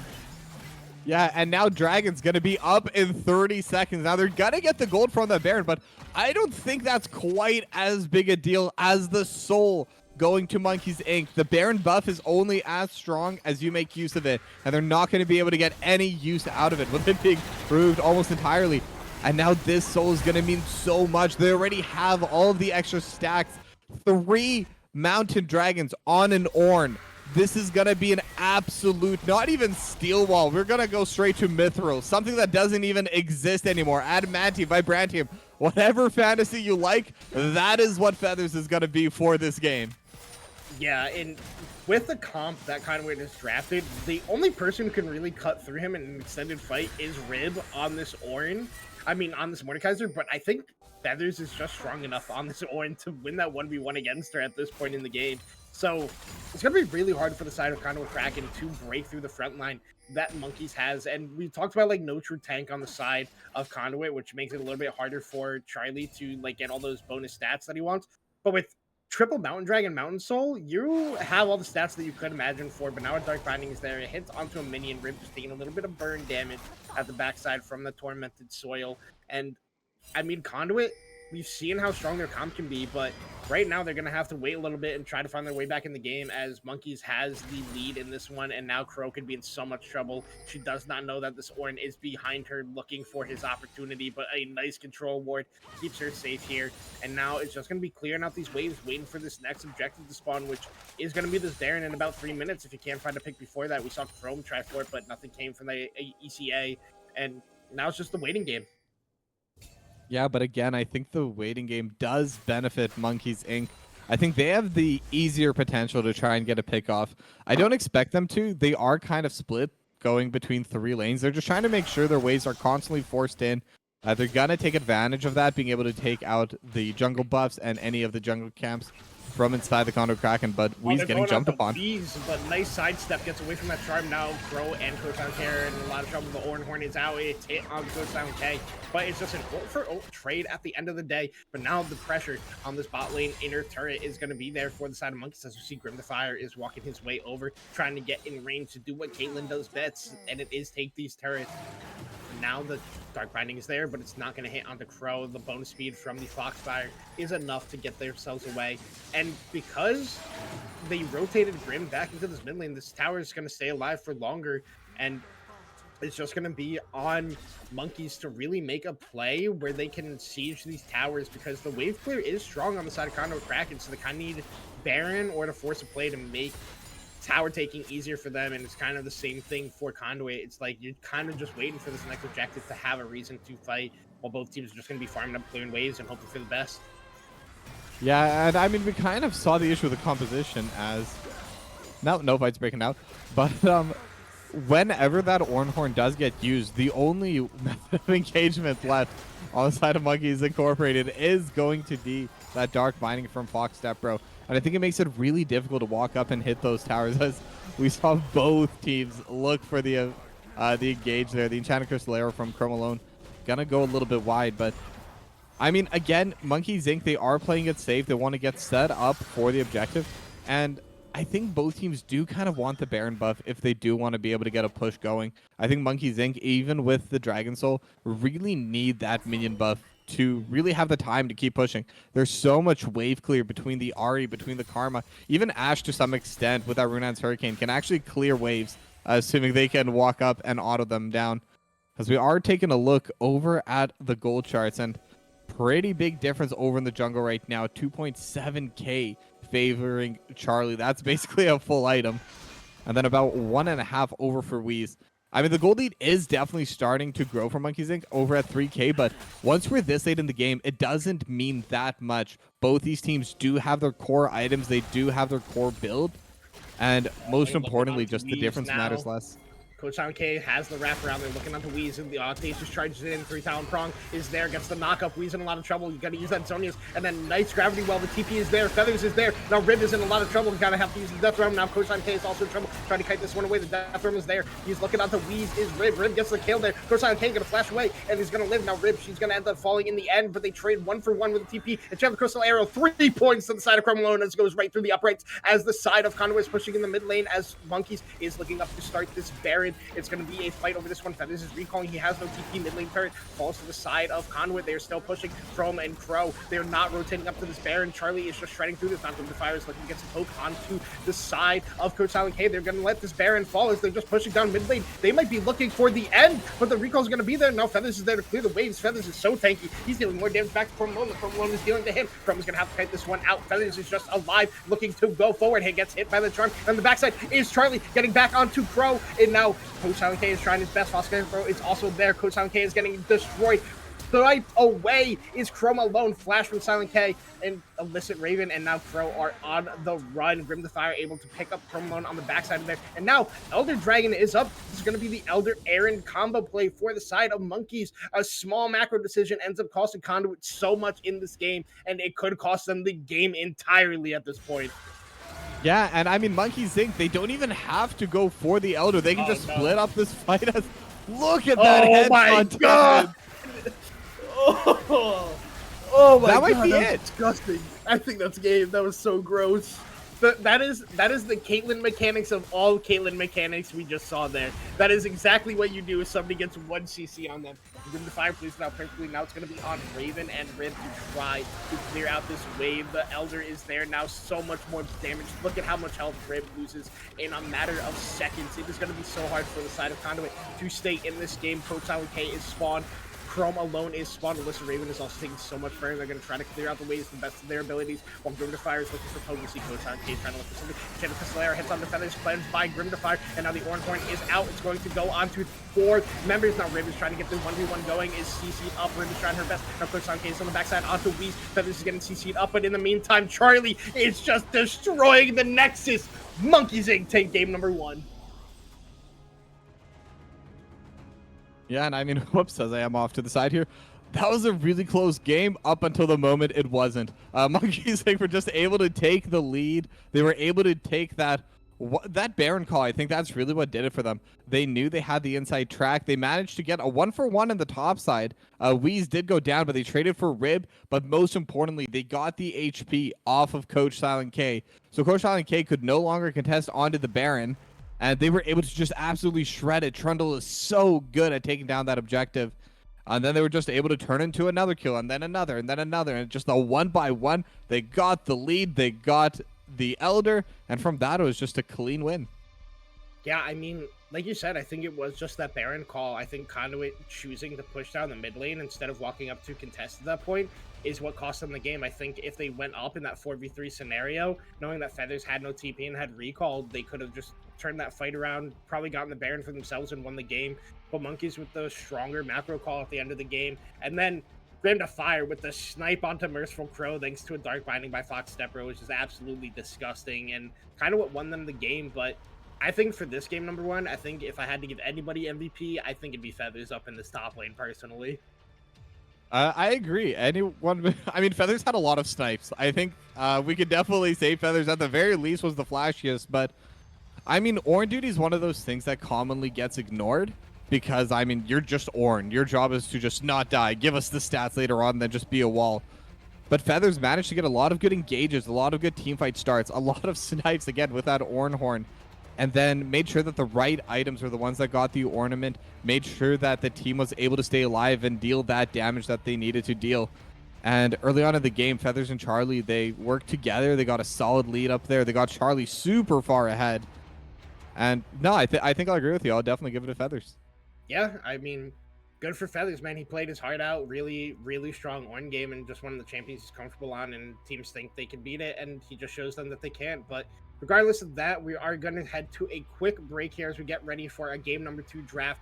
Don't go anywhere. We will be right back. 約束の地へもう繰り返らずに恋願う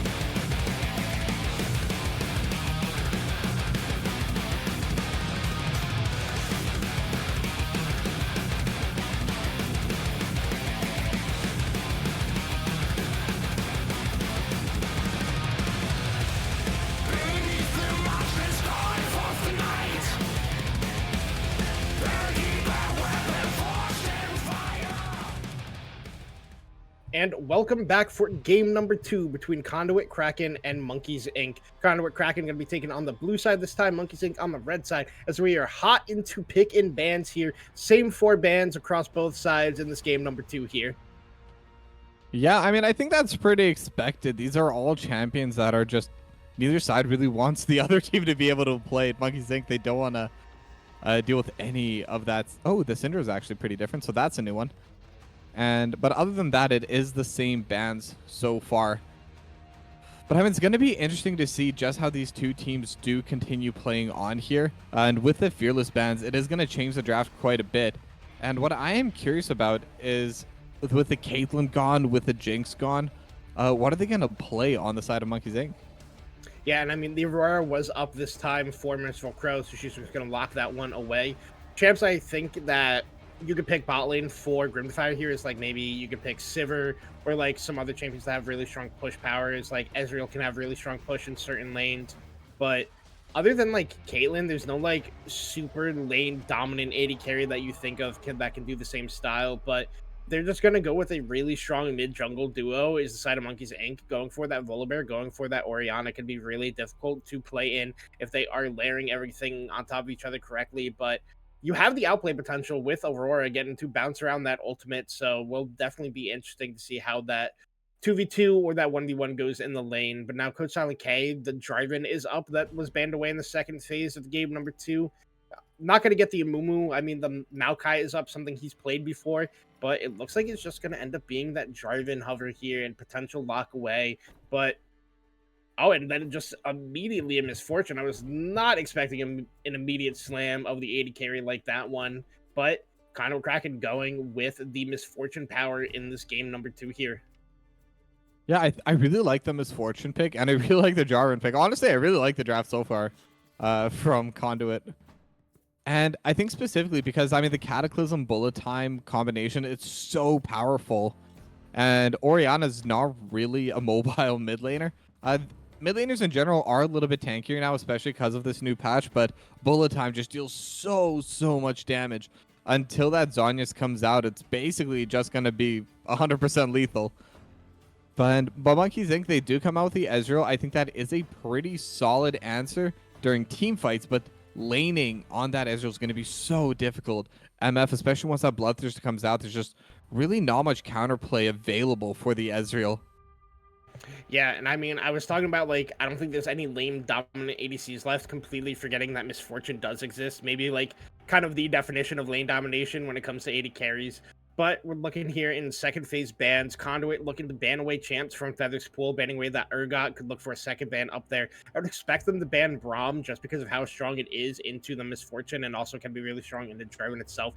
But the side of Monkey's going to ban the Braum away themselves, which is definitely a bit of an interesting choice. Like, yes, Ezreal Braum isn't the strongest 2v2 in the world, but it's still safe, it's decent, and it's a good pick into what Conduit has, but not wanting Misfortune Braum, which is a duo I would not really expect. But and all this ban also being a focus here, not giving that engage power to Illicit Raven on this Nautilus as a Malphite ban here in that last one from away from Feathers. Curious where they're going to go with the draft here. I assume Ink is just going to blind top and then counterpick mid here, but they could go the opposite way if they choose to.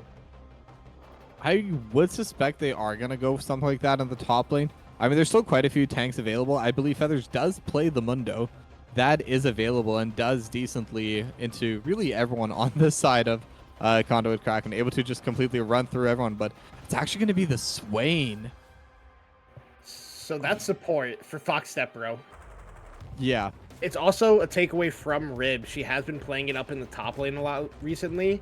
I don't like the Leona pick into the Swain because you can get away from him. I like a Alistair pick a whole lot more. You just headbutt him away once he does go into that demonic ascension, and then you just like hope he doesn't hit you with an E, and if he does, you just use your unbreakable will.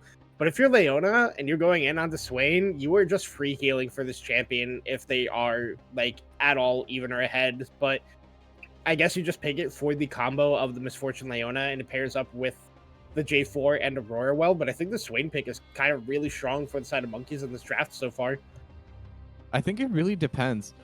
Because if MF is able to get even just some CS, able to get a couple items, just the BF sword alone, It doesn't matter how strong the Swain is because they're just going to be able to one-hit the Swain. It's a support, doesn't have a lot of econ, not going to have a ton of HP. And I think it's actually going to be really dangerous for Monkeys Inc. I think this could very well turn into a very quick kill lane in favor of Conduit Kraken here. I'm really liking their draft so far. It's very cohesive. They were lacking engage, and now they have engage from the jungle, from the support. Aurora, to some extent, could start fights as well. I mean, I think this is going to be a really, really solid game for Conduit Kraken. And as you can see on the screen, Kraken did miss a pick. I'm waiting to see what that is from my producer here. But in the meantime, it is going to be that Cho'Gath up in the top lane for Feathers. I assume he's just going to go with that typical tank build, not really seeing the AP build come out of a player like him. He's just way more known for these just solid tank gameplay. So, okay, so it's Gangplank as the pick here for the side of Conduit Kraken, which I'm really a fan of. Rib has played it every time in the games that she has played, so 3 weeks now, and has played it super well. So I really do like the Gangplank pick for her. It's also another threat that can be used in these team fights, and everybody knows how strong Gangplank is if you've ever played against a really good Gangplank player. So really excited to be able to cast this one and see this one. There's some neat little tricks I have learned about Gangplank over my time that I'm very excited to share with people, but I think the drafts overall, like you said, I think if Kraken gets ahead, it is so hard for Monkeys to play out this game. Yeah, I really like the Kraken draft. I will be giving them the slight edge for draft number 2 here, without a doubt. One possible concern for me is supports aren't quite as tanky as they used to be, even with that Leona.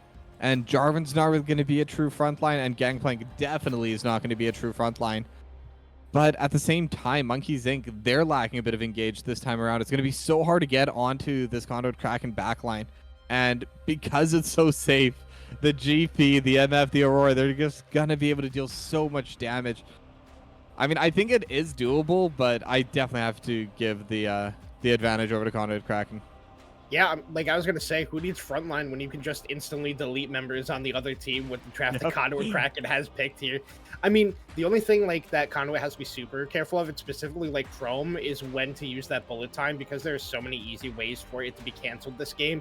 With the Shockwave, a nice pull from the Swain, even a knock-up from Cho'Gath, or just a stun from Volibear can be very difficult to sit and free fire that one away. So it all depends on the setup that's going to be happening. But like you said, I'm going to be definitely favoring Conduit in the second one, and hopefully they are able to make this comeback and be able to get a win here to push us to 3 games here tonight. But with that, we're going to head to a quick break as we wait for spectator delay to bring us into game number 2. Do not go anywhere. We will be right back.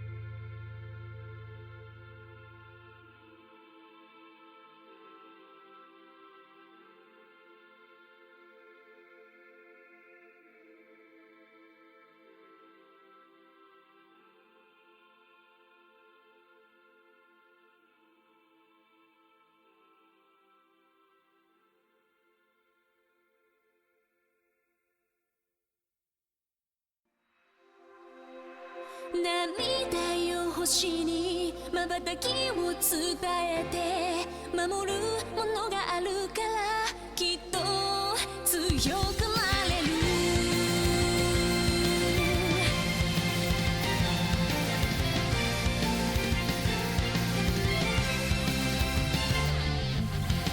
語るべき言葉なくした星の守りでは時の果て夢の果て闇に立ちすくんだ風を呼んでみたんだ空に向けて誰かを呼んでみたんだ光求めたソリチュードかすかなレゾナンス確かに届くロマンスそんな流れ星たちを抱き留めた明日が見えなくだって乗り越えなくちゃって奇跡の奇跡描き未来へつなぐ Growing High 心のフォトンが銀河にこぼれて道を強く照らす Burning Bright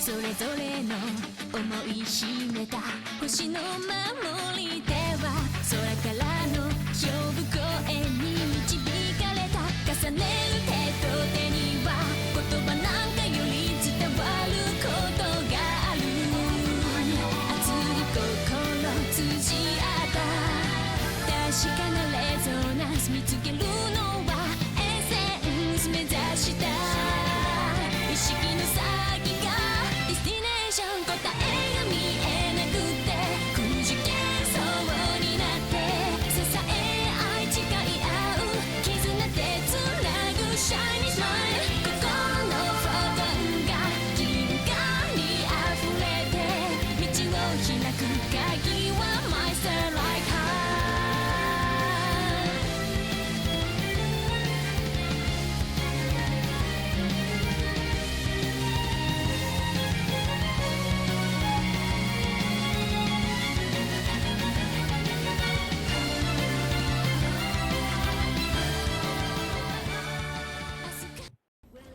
And welcome back for game number 2 between Conduit, Kraken, and Monkeys Inc. As we see, Conduit is looking for a little bit of an invade again, looking for that first blood here. Looking out the Wheeze. Wheeze could be in a little bit of trouble here. Has to flash away immediately from the Zenith Blade. Again, forward for vision.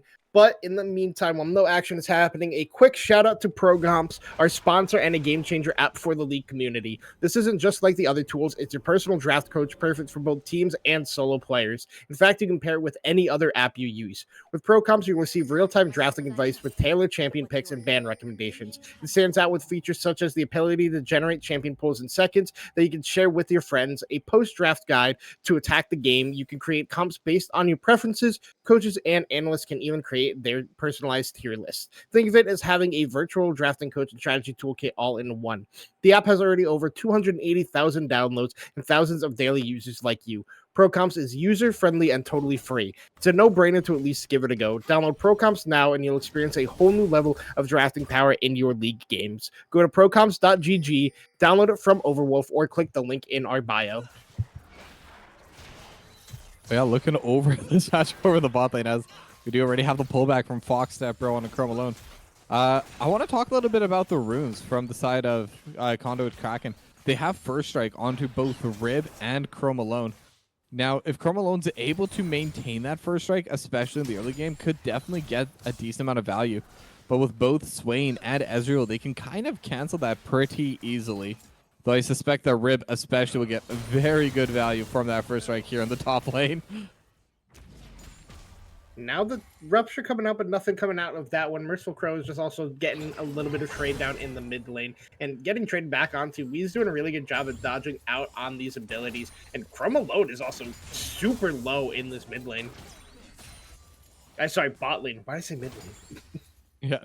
But it's definitely going to be a little bit rough for the MF early on, but I think once that Vamp Scepter comes out, and especially once that full Bloodthirster is completed, it should be quite a bit easier for that Misfortune to play.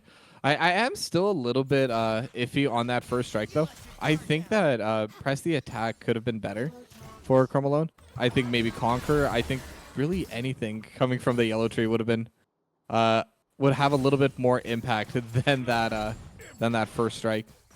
Yeah, I definitely think press the attack in this game would have been a lot better. And I also think it's interesting that Grimdifier is going for the Conqueror in this lane and not the lethal tempo that we typically see out of Ezreal's nowadays. Just looking for the bit of bonus damage and healing that you get out of that rune.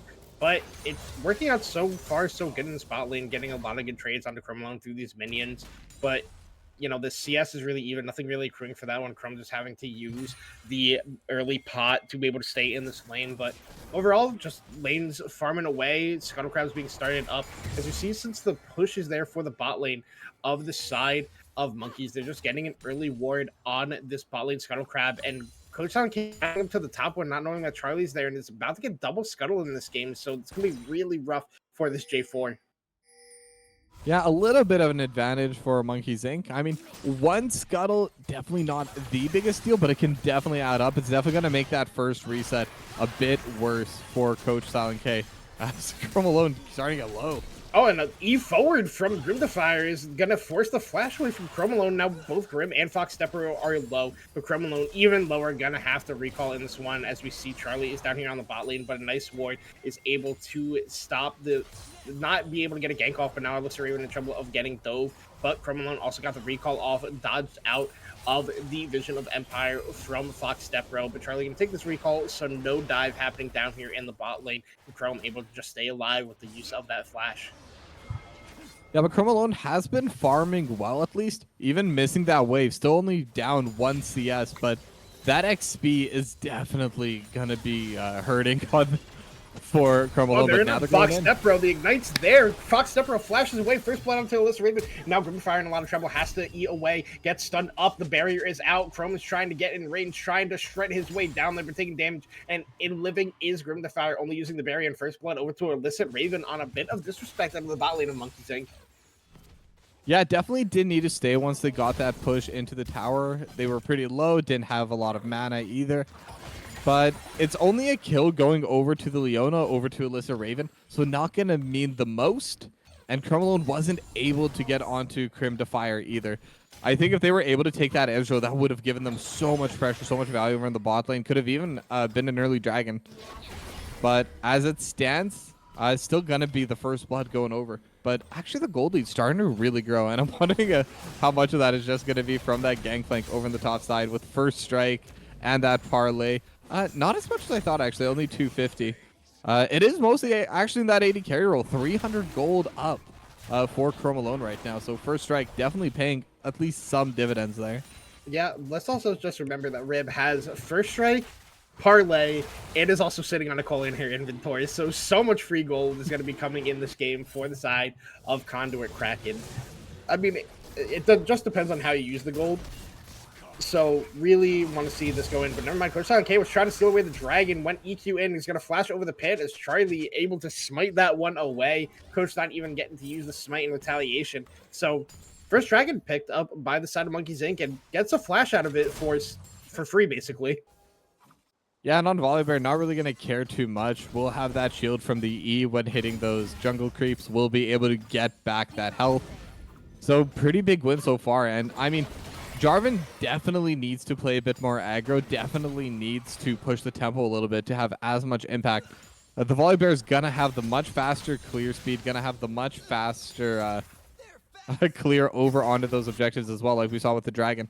So already down 7 CS, already down the tempo. Charlie's actually doing really well here in the jungle. Yeah, and now these grubs are being started up here. The first one already went over to Coach Silent K. The second one is going to go over to Charlie, stealing that one away. And now the third one is in contention right now, and the junglers are fighting over it. It's picked up by Charlie again, and now Coach Silent K is in a lot of trouble. The Rupture is hit there by Feathers. All the auto attacks coming out from Charlie, able to pick up that one. Merciful Crow not able to help there. Feathers is actually the benefactor of that one, picking up the kill there for himself. And that is 2 grubs to the side of Monkeys and a kill as well. Yeah, somewhat unfortunate. Feathers already using that chomp onto, I presume, a minion. So won't be able to get that extra permanent infinite stacking HP from Coach Silent K, but Again, kind of like I was talking about, Charlie just able to out-tempo on a Coach Silent K as a fight start getting. Yeah, Fox Stepper taking a lot of damage there, but so is Raven on the backside. The Essence Flux is there, and a nice double up bounce onto Grim Defier, and just both supports and AD carries kind of just going below half health for a whole lot of nothing. But the bigger loser in that one is Fox Stepper having no mana, and Alyssa Raven just going to be able to put out pressure whenever she feels like it, thanks to the Leona ability. But a nice bit of damage there from on the ult is there already. Now the, oh my gosh, the bullet time isn't there yet, but the cannon barrage is. The second set of bullets is there, and it's from the top lane. Riv getting an assist on that one. Pick up by Chrome alone, and the advantage is growing even more for the side of Conduit Kraken in the spot lane. Yeah, they have a lot of playmaking ability with this roster, with this composition. And again, with that cannon barrage coming out from the top lane, just that slow on its own allowed Chrome alone to walk up and get that last hit. So even though it doesn't really deal too much damage at those situations, it just helps out so much in those pickoff opportunities. And now 0-2 on Fox Stepbro. And like I was saying earlier in the draft, it's so difficult to play the Swain when you do fall behind in lane, especially from the support role. Swain's a champion that does need that goal to be good. Yeah, now Grim Defier's in a lot of trouble. The bullet time is there, but the Arcane Shift is better getting out of that one, but never mind. The Nevermore is there onto Chrome, but nothing going to come out of that one. Grim Defier with a nice E away from the bullet time from Chrome alone, able to stay alive in that one. Yeah, but that's still going to be another wave missed, another wave going the favor of Chrome alone. There was a bit of a CS deficit before, but now 68-63. That wave is going to end up crashing as well. So Grim Defier going to miss out a little bit more there as well.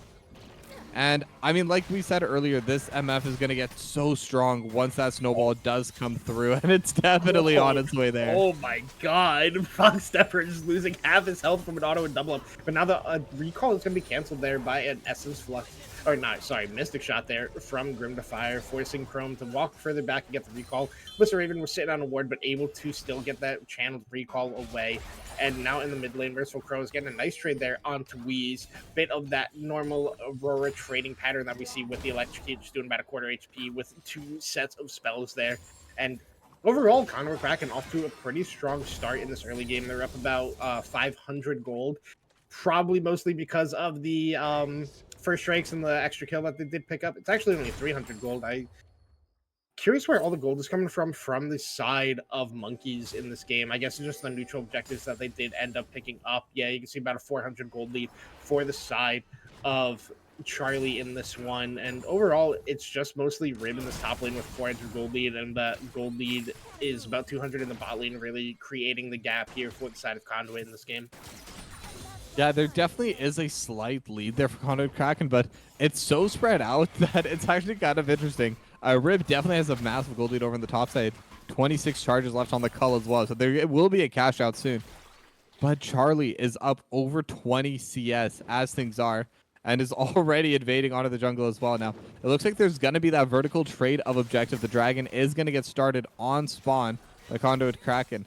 But over on that top side, Charlie gonna get started with the Herald as well. So, with the Grubs. So, gonna be very interesting to see here how much value they can get out of this push. The Dragon's gonna give that immediate advantage as the True Shot Barrage was set in for that attempted steal.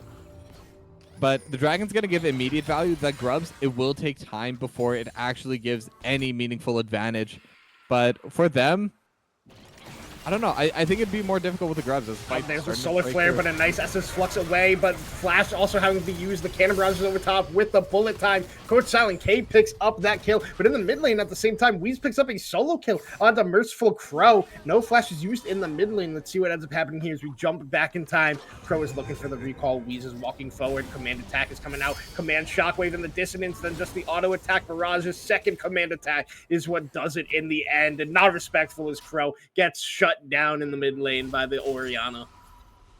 Yeah, pretty big kill to get back, and it was a nice pickoff over in the bot lane. It forced out the flash from Grim Defier, and it was a kill, but I don't think killing Fox Stepper really matters all that much anymore.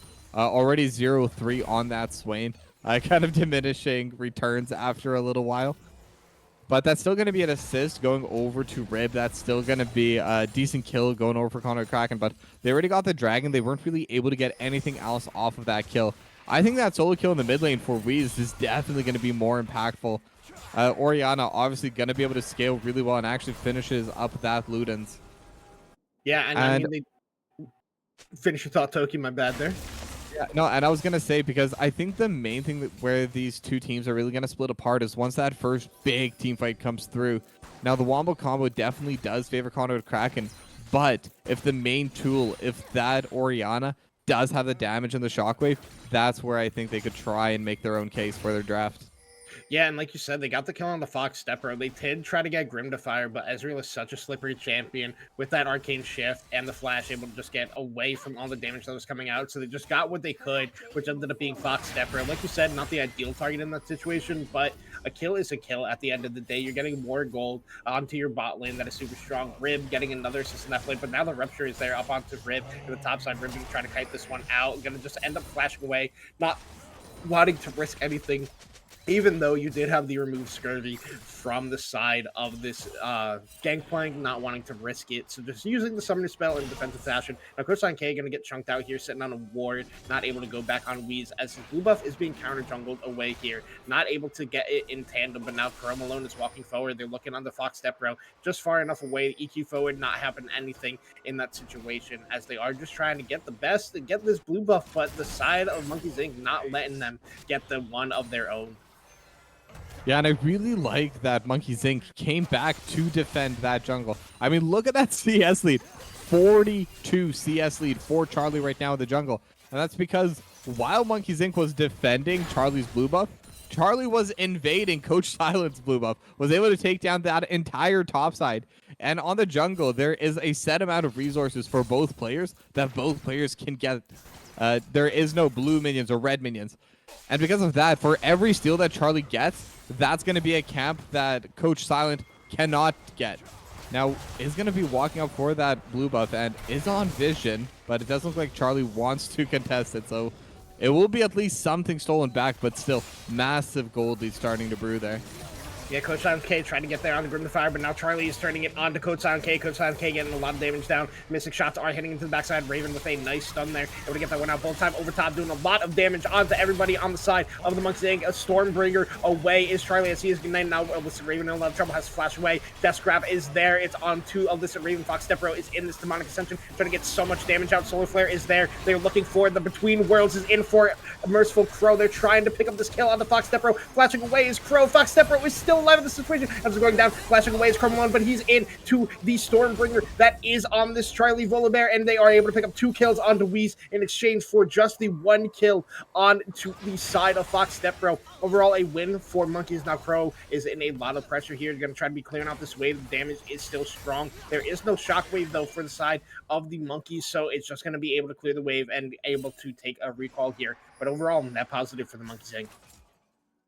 Yeah, and I mean, they were definitely playing their limits there. Weez with a very clutch shield on a Fox Stepro, able to keep that Swain alive for just 1 extra second.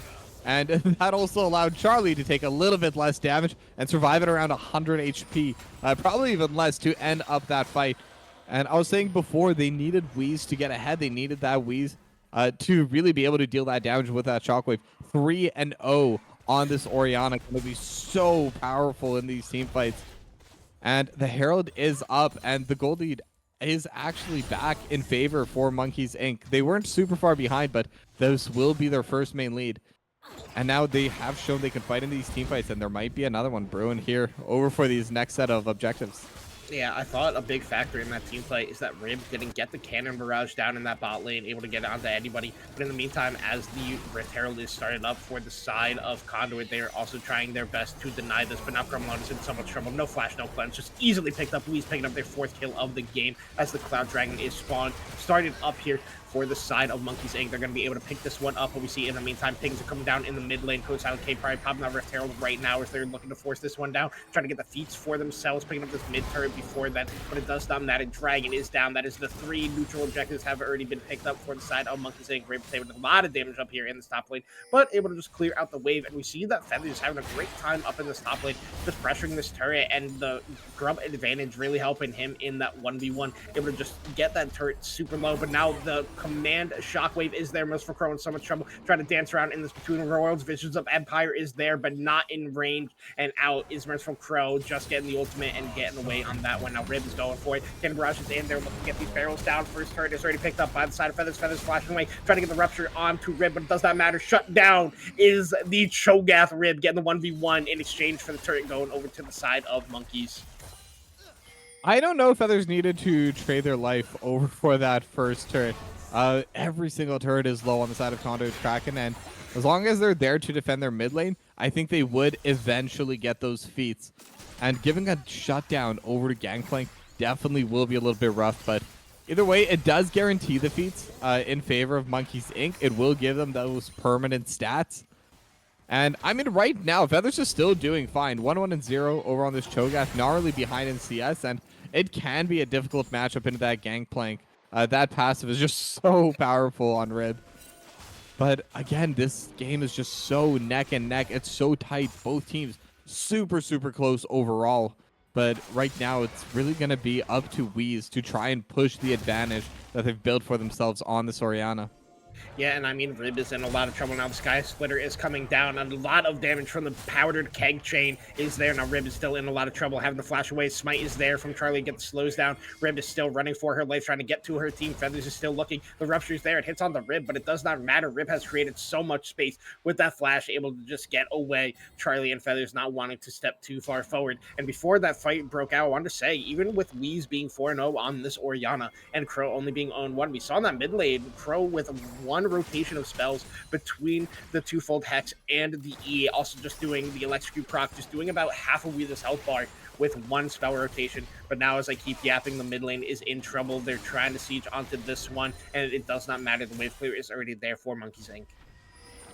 Yeah, that is one of the benefits of having that Swain support, and with the Rylai's now being completed, the team fight's definitely going to be better for Monkeys Incorporated. At the very least, they're definitely on a pretty big power spike with that. But the question is, what are they going to be fighting over next? The Otacon is going to be coming up shortly, and the Dragon is going to be up in about 2 minutes. So there will be that double objective over in that bot side soon. And I think this would be a pretty solid item spike in favor of Monkeys Inc. So I kind of want to see them try and pressure this, as it does seem like they're getting ready for this bot lane dive. Yeah, Crow could be in a lot of trouble here, but with the Between Worlds, they could be safe, and they are using it, but the stun is there for Charlie, going to create the distance with just using what the ultimate does, just bouncing back to the other side of it. Able to get that one out, did use the ultimate, but you do lose your turret at the end of the day, but I think keeping your life is more important with the Dragon spawning in a couple of minutes. But now Fox Stepbro is trying his best to stop Silent K from stealing away the camps on the top side. We see Feathers walking up on the mini-map, looking to find where this jungler is as Charlie steals away from the red buff, a 60 CS gap in the jungle as Coach Silent K gets the recall, gets out. Otacon is on the bot side, Dragon spawning in a minute 20. Mid lane is the focus right now for both these teams. Mid push is so important in this game, as we see the bullet time is used just to gain that advantage, keep the turret alive, try to get your recall off. In the bot lane, Wheeze is pushed up and could be the play as everybody is looking to take resets and get ready for this next team fight. Yeah, this next team fight definitely gonna end up being a big one. I'm actually a little bit curious about that bullet time used by Chrome alone. It will be back up for the Dragon fight, but it will be giving away that earlier pressure. And will only come back with the BF sword. I was hoping to see a fully completed item, but obviously Chrome alone definitely not close to that Bloodthirster yet, only on that 1.5 item. But at the same time, so is Grim Defier. That Ezreal definitely needs that 2 item spike to really become a big champion, and they are resetting right now, so maybe this will be it, but reset is going to get canceled by Chrome alone. Oh no, Roma is taking so much damage, already flashed, already cleansed. They didn't know Feathers was there when they were trying to cancel the recall off this Ezreal sword. Really great bait by Grim Defier. And because of that, Chrome is probably going to have to take another recall here if he can't heal up off of this minion wave. So it should just be Dragon pressure in favor of Monkeys Inc. right now. They already took that one in the mid lane. They're looking to clear this wave out is the side of Kraken.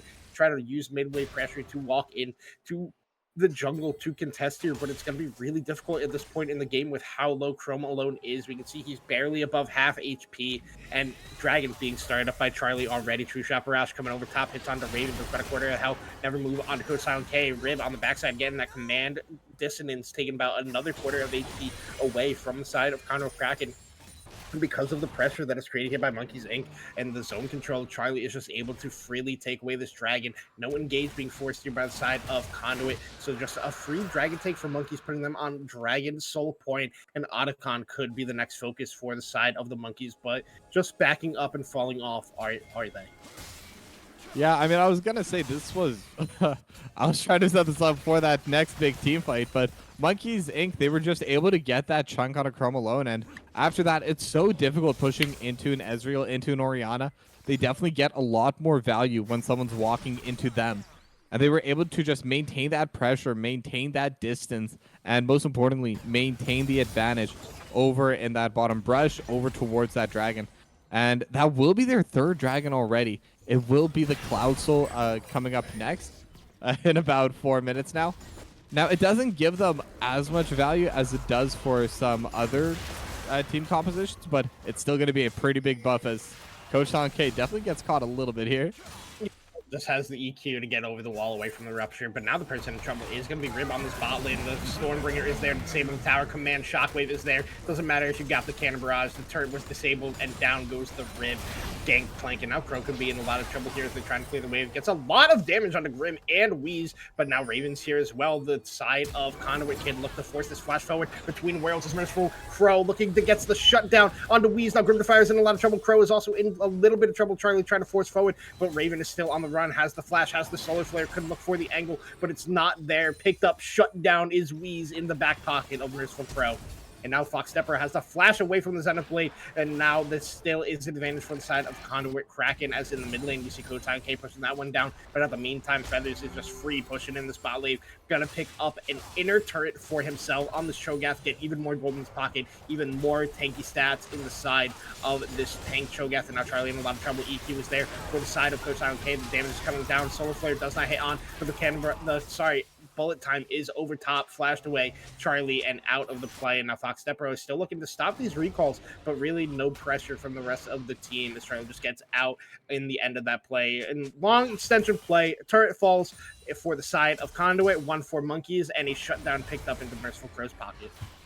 Yeah, that shutdown's really, really going to help. Merciful Crow already dealing a lot of damage. Aurora's one of those champions where if you're able to land that burst, you're able to land that combo, you're going to chunk someone down.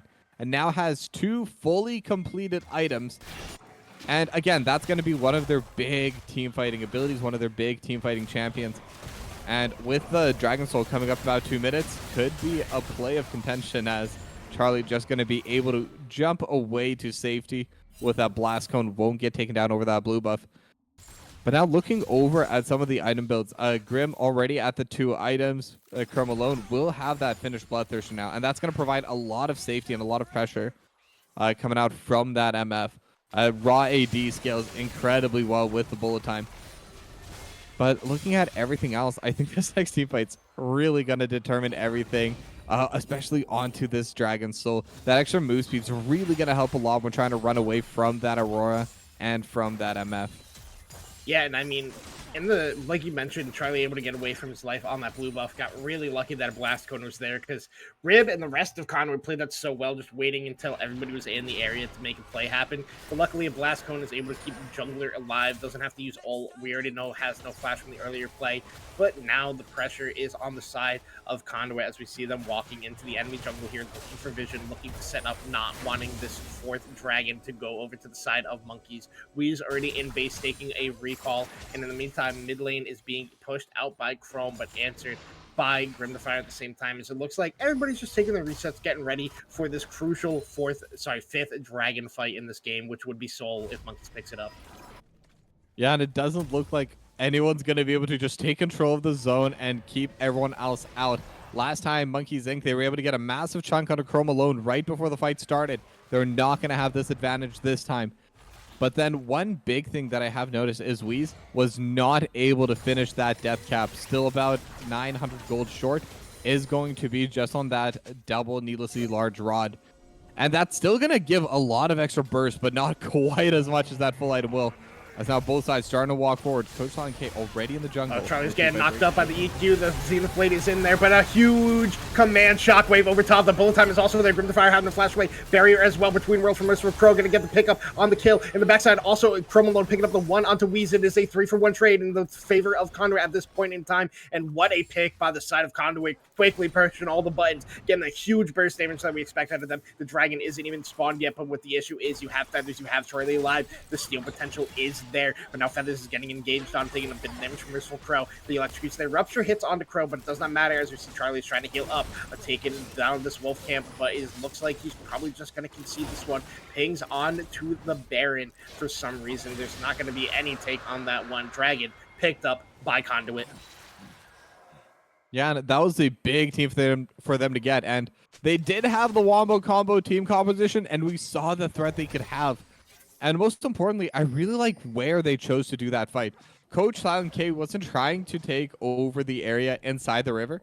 Coach Silent K was aiming in that tri-brush, in that little corridor up to the top as Illicit Raven's in a lot of trouble here. The two-shot barrage doesn't hit onto her, but she is so tanky. The Solar Flare comes out, hits onto Charlie. Charlie taking a lot of damage from Chrome Alone. Chrome Alone trying to pick this one up. The Sky Splitter has to be used by Charlie. Now Fox Stepper is in a lot of trouble. Coach Silent K is still going forward. The Sky Splitter is down. Sorry, I meant the Stormbringer was used by him. Sky Splitter is the E with the shield, does the damage, but now Coach Silent K is the one in damage. Weeds his press bow with Grim the Fire. Feathers on a TP flank in the backline. In goes the Cataclysm. The bullet time is over top, but a huge command shockwave was there by Weez, getting so much damage on the side. Coach Silent K having to flash away. He lives. The Mystic Shot is not true enough to get the shutdown onto that one. The True Shot Barrage is already down, not able to snipe that one away, but now Coach Silent K has to take a recall, and with the positioning that Monkeys Inc. has, they're going to be starting up this Baron. The side of Conduit is low, but they're going to have to try their best to get in here and contest with everybody on 3 sets. It's going to be risky, it's going to be hard, but it has to be the play that they're looking for.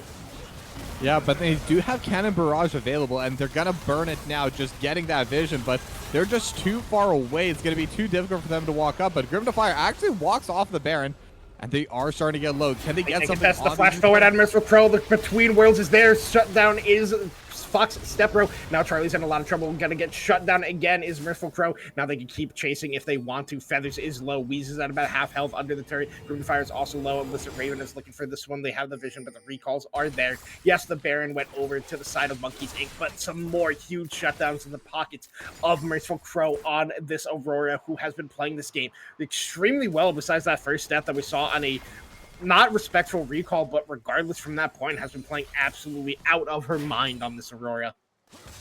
Yeah, it's the gold lead almost completely gone now. Only about 500 left for Monkeys Inc. And that's including the Baron take, by the way. So that definitely means quite a bit as the Otacon gonna get started. And now everyone is up except for Charlie, but they do have the feast to try and steal this away if they want to contest onto it. This is the objective. Some games are thrown, but they just don't really have the vision, and without the jungler, it is a little bit dangerous for them, so they're just going to give it away and trying to get mid-priority again as their win there. Yeah, and they just do have mid-priority, and with Baron in their pocket, they should be able to just take down this tier 2. As we see, Crow is trying to get the tier 1 in bot lane, but doesn't know that both Feathers and Charlie are on their way to try to punish her for this. The Rupture's there. It does not hit on the Merciful Crow. Aurora is so good at getting out of these situations. Charlie is trying to get that movement speed forward. Could look to flash. The Rupture's there. Stun is hit onto Crow. Crow does have the withdrawal, so doesn't have to waste anything. It's just taken down at the end of the day. Going to go back to base. In trade for getting a turret for themselves, but now Coach Silent K is going forward. The Cataclysm is there. Both time over top. Solar Flare is also there. Cannon Barrage getting a little bit of damage onto Grim to Fire, but the Wombo combo is there. They can engage on you from 30 yards away. Chrome Alone picks up a kill, and the push is still continuing. Coach Silent K has tower aggro. It could go down, does not go down. Withdraw is not used there, and we see in the meantime, Feathers is also split push in the bot lane as Conduit can't get anything going super hard in the mid lane right now. Yeah, I mean, I gotta give it to Grim to Fire. Lots of Ezreals would have used that Essence Shift to try and get the last hit on a Coach Silent K there. But, I mean, the withdrawal is available. It would have only been that 200 gold, and definitely would have lost their life for that trade. But, yeah, the gold now fully even, but Soul Point is going to be up in about 1 minute. So if Monkeys Inc., if they can take control of this area, and they are here first, at least on the side of Charlie, may be able to get that Scuttle Crab as well. they could try and get this soul, get that extra move speed, and like you said, the engage coming from a massive distance definitely benefiting Conduit Kraken, but having that extra move speed to spend less time within that ultimate or have more time to get away from it before it does begin could definitely be a massive boon in these team fights. Yeah, big thing is Chrome already used that cleanse away in the mid lane. That got hit by another move out of Fox Stepro, cleanse away from that one. Fox Stepro can get some helpful chunk on these members. On the side of Conduit, they are all rather squishy. But now we see that the side of Monkeys has pressure in this river. They are set up first, but the mid lane push is coming out from Conduit Kraken. Both Feathers and Rib on their way over for this team fight. Vision onto the key members that can engage for the side of Monkeys. Now Fox Stepper is in a lot of trouble. It's another move on Code Silent K. Now Code Silent K going in the back line. The command shockwave is not used yet, but the Cataclysm is between worlds used by Merciful Crow. And the back line picks up the kill. Dodges out of the command shockwave. Sky Splitter down. Withdraw is already being used. They still have the Otacon buffs in the meantime. Conduit is just starting to wipe the team fight with this one. Demonic Ascension is there for Fox Stepper. Has a lot of damage. Cannon barrage onto the back line. Wheeze is not down yet, but Fox Stepper is not in that Demonic Ascension form anymore. CC's down. Fox Stepper is down, and now Wheeze in a whole lot of trouble. Merciful Crow is looking for this one. The command attack is there, and Crow is trying to get there, but never mind. Wheeze does so much damage onto Raven. It's just going to be the Dragon, and thanks to the Otacon buffs, they are able to pick that one up. Both teams now on Dragon Soul point, a one-team fight for Conduit.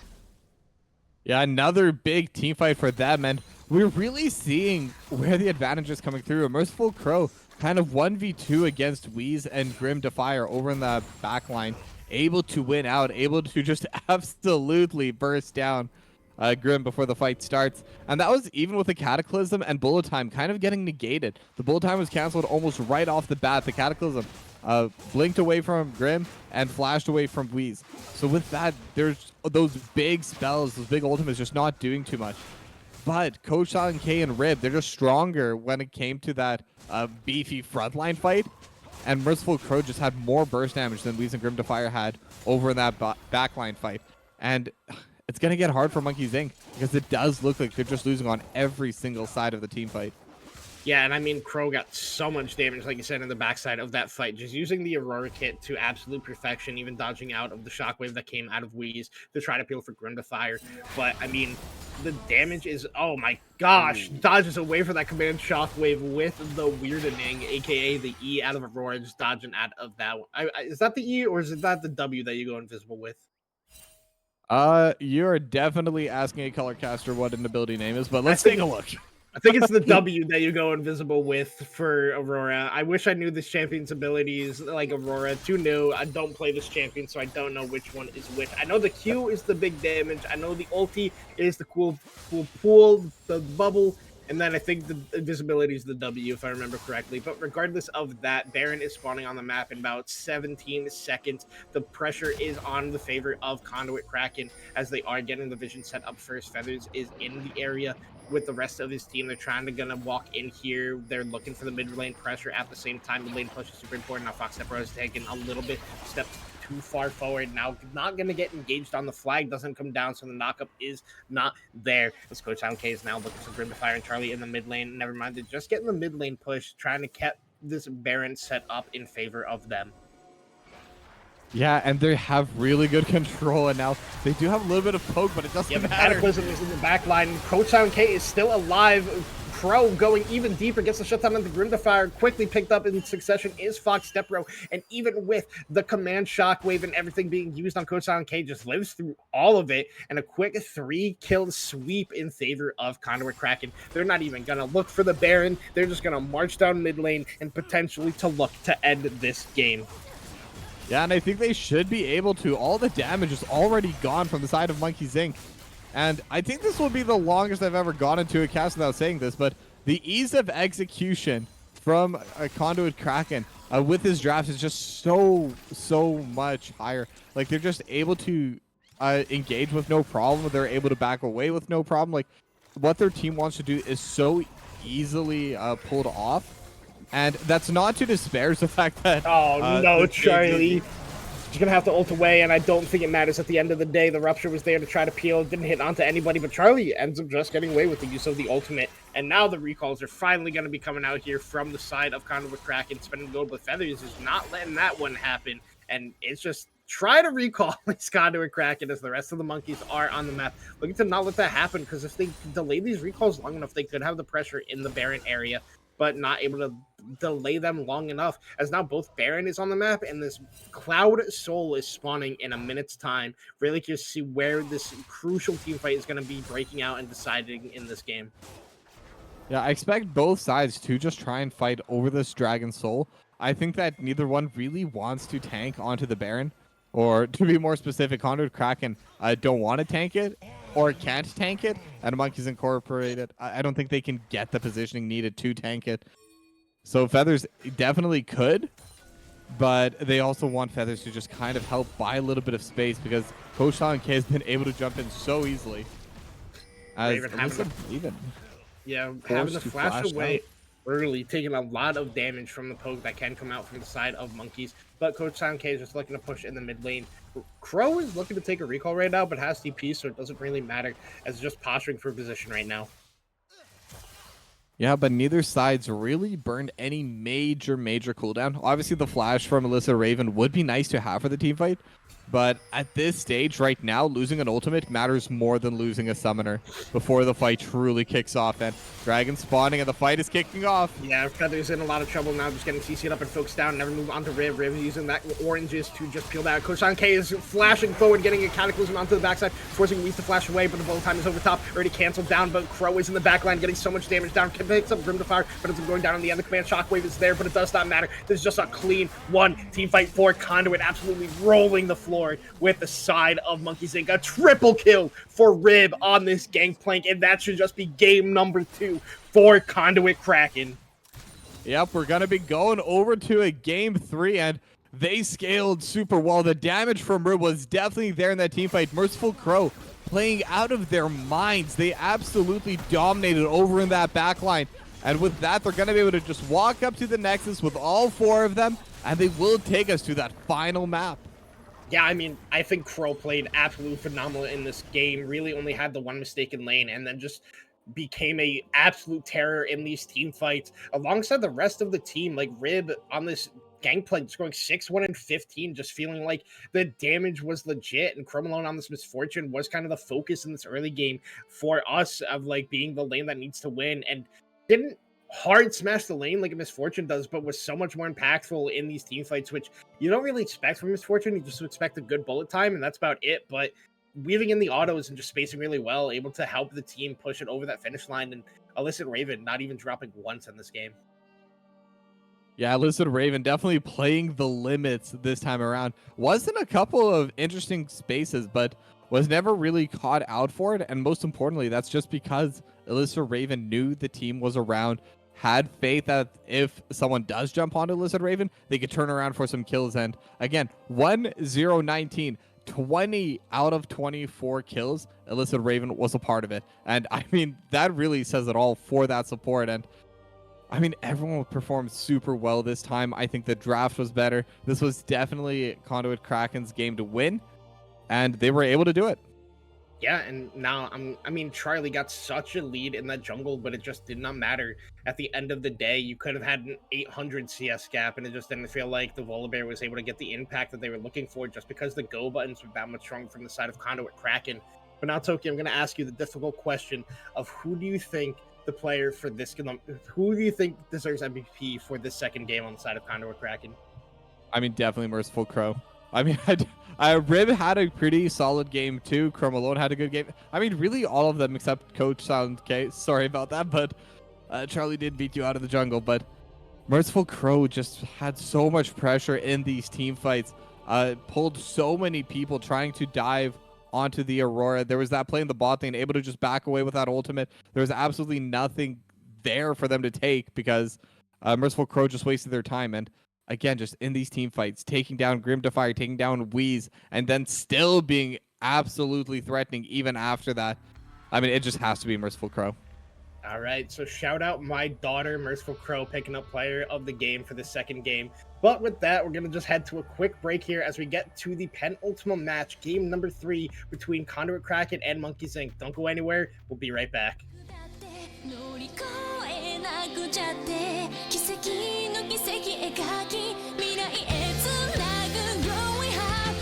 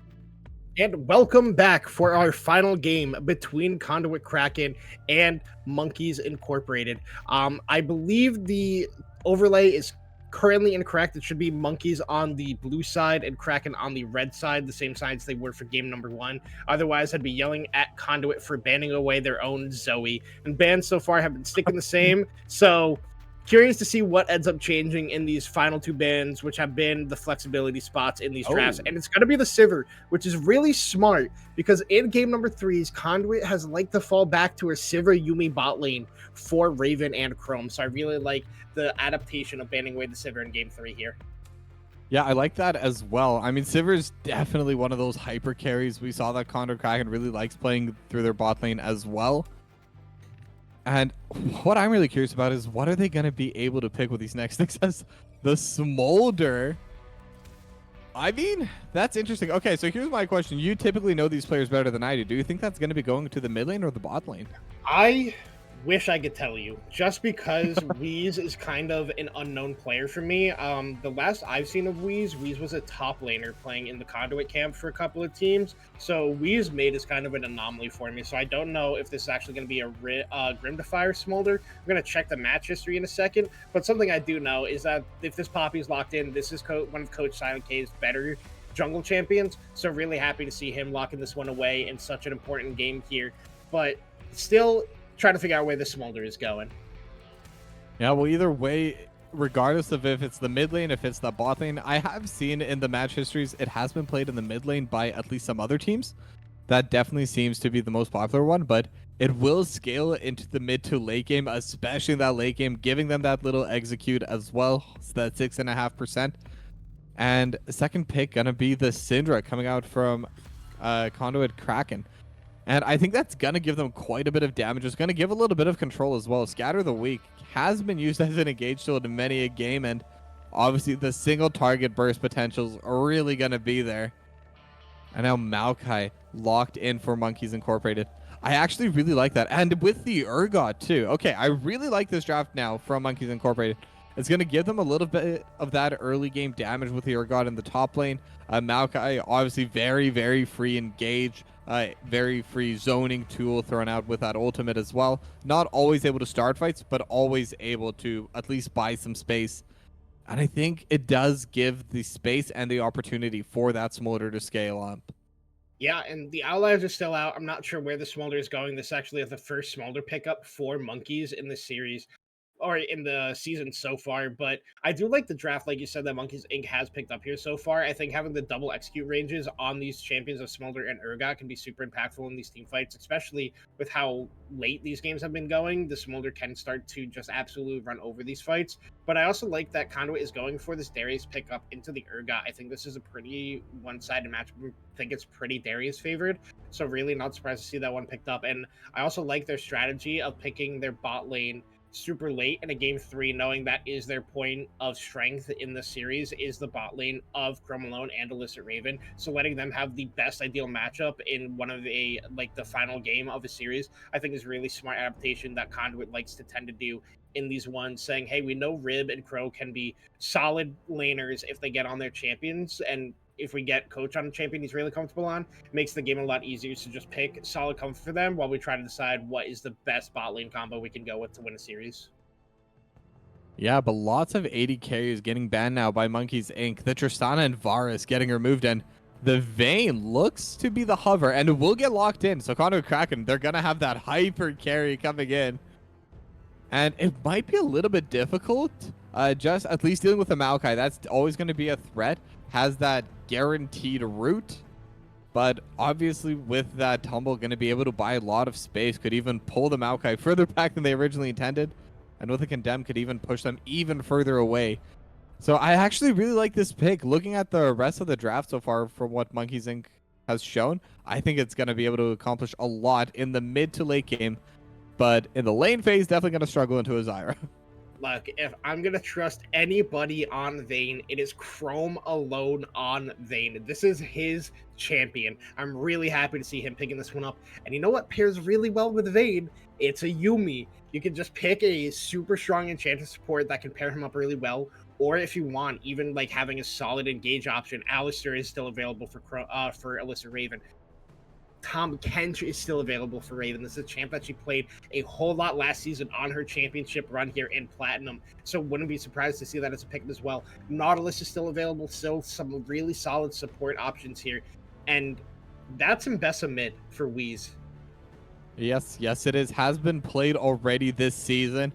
I really like that as a pick because I was actually going to criticize Monkeys Inc.'s draft a little bit just because all of their damage is very slow. They don't have any big burst upfront damage. Mbessa, however, does. And if they're able to get that public execution onto the Vayne, able to lock that down, I mean, that Vayne's just going to absolutely explode. This Mbessa should be very, very powerful this game.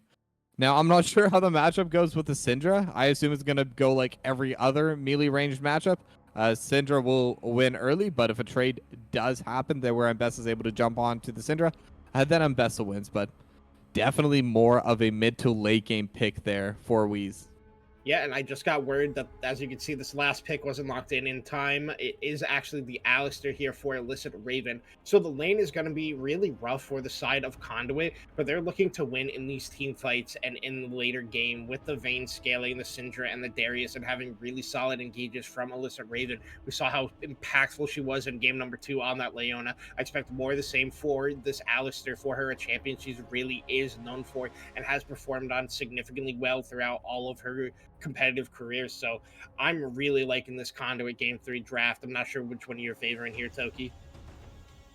I think just to make it fair, game 1 I went for Monkeys Inc. Game 2 I went for Conduit Kraken.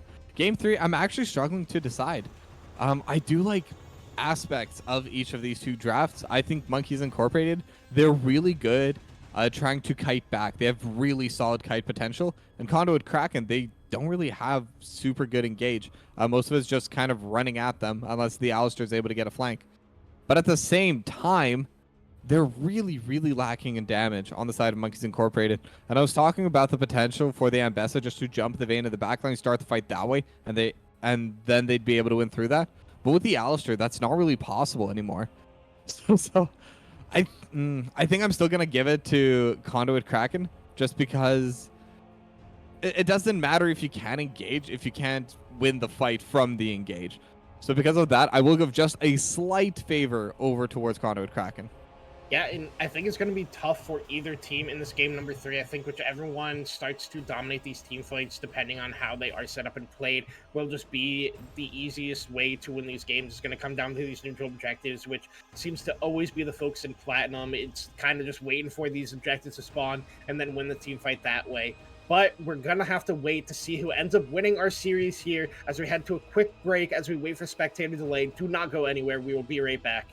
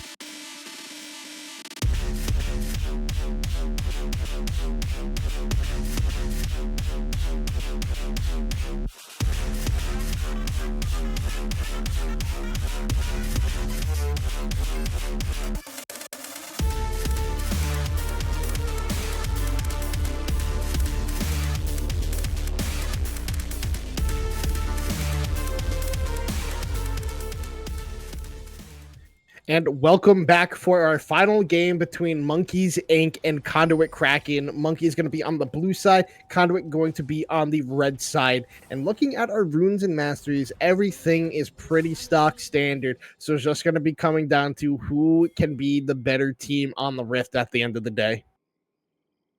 Yeah, gonna be really fun to see. Gonna be really interesting to see which of these two teams will be able to come out on top. And just looking over at the start, looking over at where everyone's positioning. I mean, obviously, right now, Monkeys Inc. could be looking for that late invade, but Illicit Raven's the only one in that area. And even level 1, the Alistair isn't super tanky, does have a lot of crowd control to prevent it. Though they're now splitting up. So it looks like they were trying to defend a possible invade. They were worried about that coming out from Conduit Kraken. But either way, this is definitely going to be a game where Monkeys Inc. will benefit from scaling. But Conduit Kraken, they definitely want to try and get going early on. But I believe they're going to have a pretty easy time regardless. Yeah, and I mean, the reason why Monkeys stacked up like that is because in the first and second game, Conduit just ran 5 mid, ran into a bush, and then tried to look for a first blood play. But Monkeys is like, no, we'll be ready this time. And Conduit's like, all right, we'll just 5-point. We're just okay with this game. And I mean, we saw that coach tried to get in there to get a ward on the Raptors, but took a lot of damage on the backside, but it really doesn't matter in the jungle. You get to heal up off all these camps. It only matters if you drop below like half HP. Then it can be a little hard to get your first full clear in the fashion that you want to. But regardless, Chrome getting a little bit of damage down there onto Grim the Fire, taking a decent trade back. Wee's getting a nice trade onto Merciful Crow here. Gets the Electrocute proc as well. But overall, laners just farming up, and I'm going to do my homework now and try to learn these Mbessa ability names. Yeah, it's always a fun one. I know the ultimate. Other than that, I don't need to as a color caster. It's beautiful. But either way, actually getting a lot of poke damage over on a Merciful Crow and has that initial priority over in the mid lane. And whenever you're a melee champ that's able to get that kind of positioning, able to reset the wave, that's a really good spot to be in. It does remove a lot of pressure. It makes you harder to gank. So good play from Wheeze, being able to get that kind of pressure early on.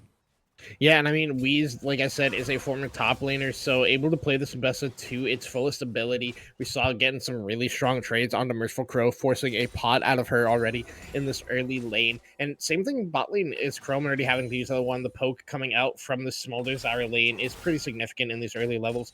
Chrome, not Chrome. Code Silent K, we saw try to go for an invade up onto the top side, but it was already started up, and never mind, there's a gank in the mid lane. The command power already came out. Wee's taking a lot of damage, but just uses the, I don't know which one that was. I think it was the W to get out of that one.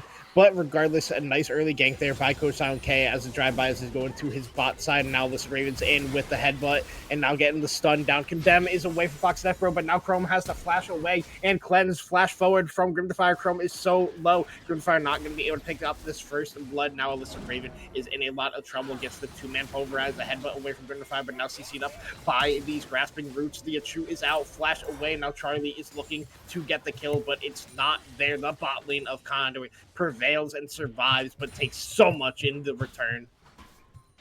Yeah, really good plays coming out from Monkeys Inc. Because actually the fighting is not over. Charlie gonna be able to steal away the camp.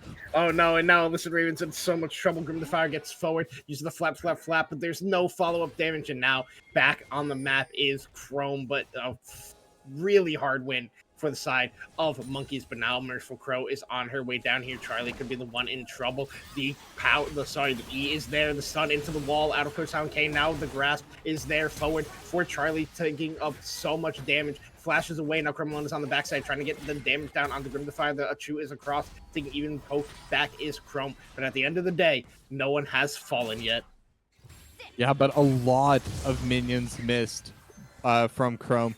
Now, in terms of CS, we'll be doing fine, but look at that wave stacking up. Grim Defier should be able to come back in time to collect most of this. And at the same time, because they did end up going for that pseudo-secondary dive into Illicit Raven, there was going to be, I believe, 2.5 waves of experience just gone from Chrome alone. This is going to give a massive level advantage over to Grim Defier. This is going to give a lot of pressure over to Monkeys Incorporated. And Smolder scales super well just off levels. By having those shorter cooldowns for the Q, for being able to just stack it out faster, matters so much. Now, Kraken Conduit or Conduit Kraken are gonna at least be able to take the dragon back for themselves, but frankly, with the wave shade, I'm not even sure that that's a winning trade for them. I think that's just a consolation prize for them. Yeah, Kuchan K just taking a little bit of damage on the backside of that, but still hasn't even taken his first recall yet, and not going to as we see him running up towards the top side. And in the meantime, we see Feathers walking down, just getting vision of the Scuttle Crab. And at the end of the day, now Coach finally going to take that first recall of the game. We see Charlie took one as well and went for that Faded Ashes, so going to be going for that Liandry build first, but now the Hex Flash forward. Grim the Fire's in trouble. Headbutt Pulverize is there. Them into the wall. Grim the Fire taking so much damage, has to use the barrier. The Ignite is there. Silver Bolt stacking up. One more auto attack. First blood over to Chrome alone. And Fox Stepro is now looking for the retaliation, getting a lot of poke damage, picks up the kill onto Chrome alone. And now Alyssa Raven is going to have to run away. The Grasping Roots are there. Chrome taking a lot of damage. These plants are stacking up. Hit the Deadly Spines, and Chrome is, Alyssa Raven gonna also fall down at the end of the day. The Fox Stepro, 2 kills over to the Zyra in exchange for first blood into Chrome Alone's pocket. Yeah, but the kill going the way of Chrome alone definitely going to be good for Conduit Kraken. But at the same time, Fox Stepro isn't playing an enchanter, it's a Zyra. Zyra does scale really well with items, gets a ton of bonus damage later on. So this could be a good opportunity. And again, they're gonna need time to scale for the Smolder anyway. So having all of that extra damage coming out from the support earlier on is gonna do wonders for them in these team fights. Already gonna have a lost chapter coming back, 6.5 minutes on a Zyra. That's pretty good from the support role. Yeah, and I mean, in the meantime, his bot has been scrapping this whole time. Rid has just built up almost a 20 CS advantage for herself up here in this top lane, really showing that the Darius is the counter into Urgot like I thought it would be. But with that, the first set of grubs went in the favor of Monkeys, so it even split on the first grubs of the game. But the gold advantage in favor of the Monkeys right now, thanks to the CS advantage in mid, then since Crow did roam down early, trying to get up the first blood in those early sets of plays. And then also the 2 kills picked by Fox Stepper really helps. But now they know Coach Son K is down here, just going to be clearing away some vision, trying to set up a gank in the future. And now Grim is just stacking up these Smolder stacks as best as possible. Now Fox Stepper going to take a little bit of poke damage. Coach Son K just going to run away, and nothing really happening in the bot lane right now. Yeah, but like you said, the stacks are on their way. And Grim Defier definitely going to be able to get more and more of those upgrades. Already has that AoE on the queue. And later on, when they do manage to get there, as they're actually going in a little bit aggro with level 6 available for Chrome alone, but not going to be able to go aggressive on that play. But with these stacks, especially compared to Game 2 and stuff, Game 2 was super late. It was super long. That extra burn is definitely going to be. There's a solo kill in the mid lane for Wheeze, and that's going to be Feats of Warfare going to Monkey Zing. Yeah, so both mid laners ended up using Flash there. The public execution was there. We just see it. The public execution gets onto Crow. The flash away doesn't matter because Wheeze can flash in retaliation. Gets the cutting sweeps, the Sunring Slam, the lacerate, everything. QWER hits all of it and gets a solo kill for himself in this mid lane.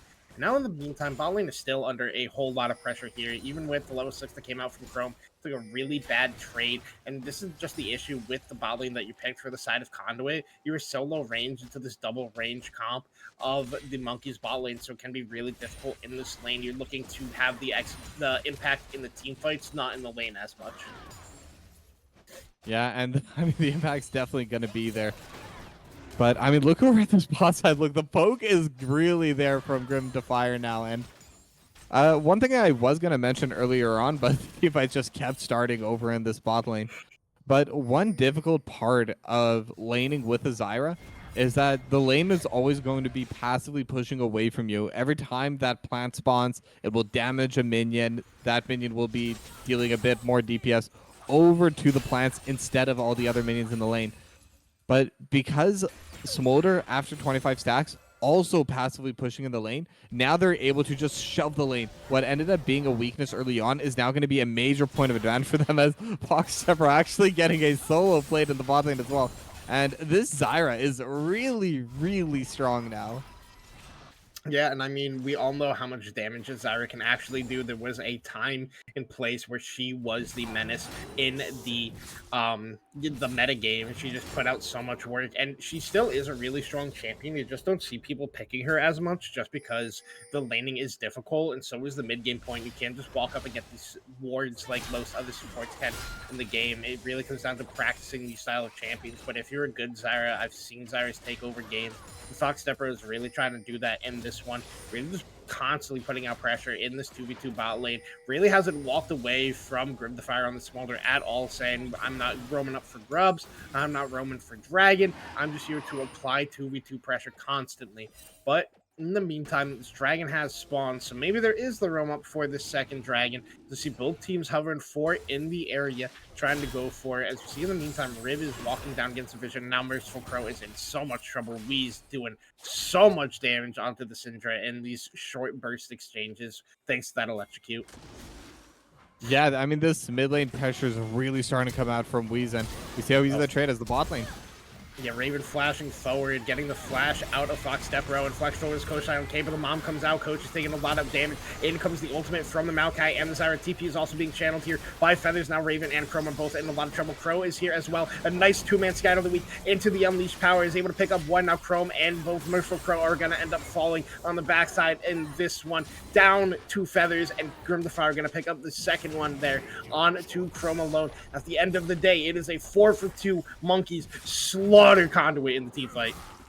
Yeah, and Foxstar Bro does get 2 of those kills, but also goes down, and I believe that was a shutdown going over to Chrome alone. Definitely the target they want to get on Conduit Kraken.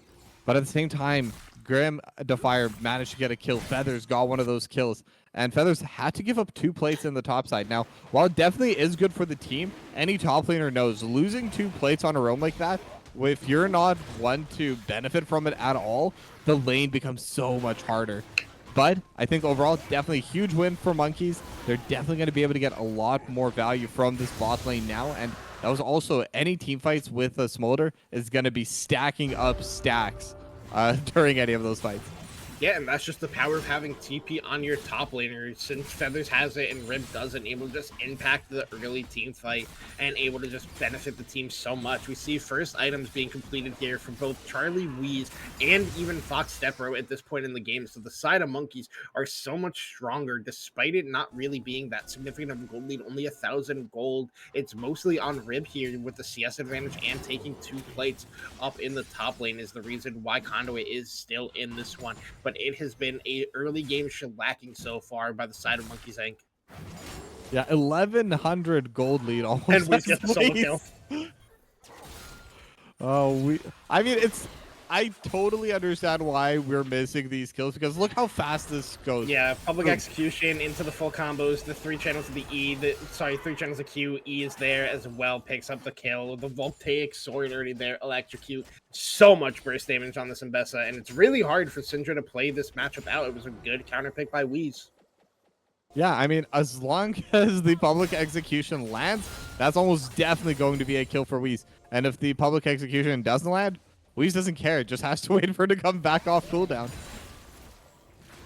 All right, illicit Raven channeling the Hex Slash, looking to get in here. The headbutt pulverizes there onto Fox Stepper, Contempt into the wall. The mom is over top, but so is the ultimate out of the Zyra. The Unbreakable Will is there. The kill is picked up by Fox Stepper, thanks to the bro. The burn, I mean, and now illicit Raven is trying to get the kill. The grasping roots are there, and it does not matter. The flash headbutt pulverizes there. Illicit Raven picks up the trade kill, but ends up falling down to Group the Fire in the end. And what started out as a really good engage for the side of Conduit was turned so quickly because of how much damage the Zyra actually does pull out. Now Rib is looking to go onto Feathers, gets the upper hand, but the ultimate is there from Charlie. It is a 2v1 right now for this Darius. Darius flashing away and is executed from the Fear Beyond Death, and that is another kill picked up by Monkeys. This game's really starting to get away from Kraken Conduit. Monkeys Incorporated, 2-0 in the top lane, 2-0 in the mid lane, 2-1 and 5-2 over in the bot lane. They're just kind of winning out on every single lane. and Feather's going to be able to get so much damage onto this turret. There is no longer any plates, so won't be able to get any gold immediately off that. But like you said earlier, Rib doesn't have TP. And normally that can be used to either attack on the opposite side of the map or get back to lane so they don't miss the CS, so they don't miss any of that turret pressure. So Feathers might even be able to just finish off the turret there. Charlie also separating us. Oh, Chrome. Oh, Chrome. Yeah, I mean, not much to say there. Grim, Defier, Fox, Zephyr, they're just so far ahead. And when you have those AP carry supports, if you let them get ahead, they are fully fledged carries. Like, they are no longer supports, they are carries that also have a ward item. That's all they really are. Yeah, now Coach is in so much trouble. We see three members of Monkeys collapsing, but a super good steadfast presence stopped Weeze from getting on top of that one, able to get out with his life. But now in the meantime, the spot lane is still just hemorrhaging for the side of Condor. Fox, Stepper, and Grim the Fire have not relented on this pressure. That is an open wound that they keep on attacking, and the side of Monkeys is playing around it so well so far. But now Rib is going for the 1v1 up in the top lane. The afterhand does get down there, putting a lot of damage on the backside from Feathers, thanks to the Urgot power in the W. And now Rib is in so much trouble. As you see, Charlie is up here. The Ghost is still available for Darius, as we get a spectator bug at 15:30 right before a play is happening. Hopefully we're able to get out of this one very quickly. Yep, gonna have to see, but I guess we can take this moment to just kind of talk about the game. The feats of warfare were picked up over in the bot lane during that. Grim, Defier, and Fox Stepro. I mean, the amount of damage those two bring out, they just have absolute control there. Oh, and we're back into it. All right, so there goes the ultimate out of this Maokai. Rib is trying to fight her way out of this one, getting pulled back and knocked back, and everything is down. The Fear Beyond Death is already connected. There is no moving. There is no light at the end of the tunnel. You are just cannon fodder to this Urgot. 3-0 is Feathers. Yeah, and what else is there to say? I said this before during our auto talk. Monkeys Inc. is a team that can play through either of these three lanes. What I wasn't expecting in this series is they're playing through all three of these lanes. They're just switching everywhere. Charlie helping out Feathers. We said it was a tough matchup, and Rib was performing extremely well early on, but then Charlie was there. Helps out Feathers this down Merciful Crow. Oh, Crow. Weeze is there. A nice scout of the week. A flash away, but the public execution is there. But so is Coach Silent K, able to help out their mid laner. And a lot of damage coming back onto Weeze. Weeze going to have to flash away and use all of the movement abilities that is out of Mbessa. This champion came out this year. Of course, they have 700 abilities that help them move away from a gank. Yeah, I mean, it could have been a big pick-off if they were able to take down Weeze. They do have that shutdown. And any kind of shutdown definitely helps a lot. Merciful Crow definitely brings the hard to win. No, Coach Silent K gonna have to flash away from this one, but Weeze is there. The mom came out, the Stranglethorns came out, but you just fall to Weeze at the end of the day. That should be Dragon for the side of Monkeys Inc. But now Rid is looking for something in the mid lane, is pinged out there on a ward right now. Charlie and Feathers are collapsing, but it does not matter. Dragon gonna be started up in Monkeys Inc. with firm control of this game number 3. Yeah, being able to take out the smite early on. And I mean, there's a 5k gold lead now for Monkeys Inc. They're in such a good spot. They're stacking up the dragons as well. This will be their second one at 17 minutes. So could potentially have Soul at around 27.5 minutes. And I mean, again, this is a team that I think does have the better scaling into the late game. Vayne obviously always going to be powerful in the late game as well, but Smolder with that execute's going to be able to accomplish so much, as now the fight over Herald could be starting. Yeah, we see the side of Monkeys running up here. The Herald is picked up by Riv. Alyssa Raven is getting the engage onto Feathers, trying to peel for the team, but we see the ultimate from Maokai over top. Rib is already going down. The public execution is there. Fear Beyond Death is there. Feathers flashing forward, getting the fear onto Alyssa Raven, trying to put down the cow, take him out the slaughter, make some ground beat, but the scatter of the week there for Merciful Crow. But on the backside, it looks like this Chrome flashing away from a little bit of danger. Not sure what that was, but at the end of the day, you get a Herald. Yes, you lose Rib, but now you're also losing pressure in mid. You're just losing everywhere on the map. It's becoming even rougher for Conduit to play out the rest of this game. Yeah, and I'd like to give a small correction to what you say just to make things worse. They got the last hit on Herald. They didn't get the eye, though. The eye did despawn.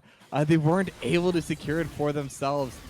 And I don't know. It's just getting so much worse for them. Every single thing. They finally actually had a decent play. I think going for the Herald, they had the tempo play there. They could have taken it and then backed away, but they couldn't even get that done in time. Monkeys Incorporated just running around the map so much faster. They have so much more damage, which gives them even faster clear. It's just a bad time right now to be a fan of Conduit Kraken. I also think I watched Chrome lose about half his HP fighting 2 Zyra plants in the mid lane. So Fox Stepper on the Zyra is so strong. Already on the upgraded Magic Pen boots, is sitting with that Oblivion Orb, and now Rib is in so much trouble again. Weez is here, Charlie is here, the Pong Execution is there, followed up by the Twisted Advance. Rib is trying their best, flashing away, ghosting away, getting a lot of healing back. Mom over top doesn't even connect, but Rib's still going down at the end of the day.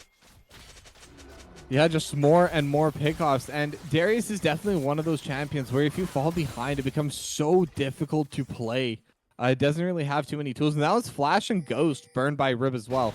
So that's going to be 2 major tools that are just not going to be available if an opportunity does present itself to have some kind of comeback play. But now with the Otacon, gonna get started by Monkeys Inc. as Feathers might be getting jumped upon in the top lane, but actually able to just get back to tower safely. But yeah, Ruinous Otacon gonna be going the way of Monkeys Inc. And again, the lead, it grows. Yeah, it's just really hard for Conduit at this point. You're down 5k. You can't really pressure anything in this game. Like, yeah, you're going to get this bounty on this top turret just because Feathers is willing to give it to you. I think Feathers could have literally 2v1 that one, but just choosing to concede that turret, knowing, hey, it's not worth it if I don't succeed in getting shut down at this point. But in the meantime, it's just like, as Kraken, what do you have to do to get back in this game? You have to start getting these picks on the side lanes, getting one of these players where they're looking to pick off maybe Rib, who has been the focus for a lot of this game.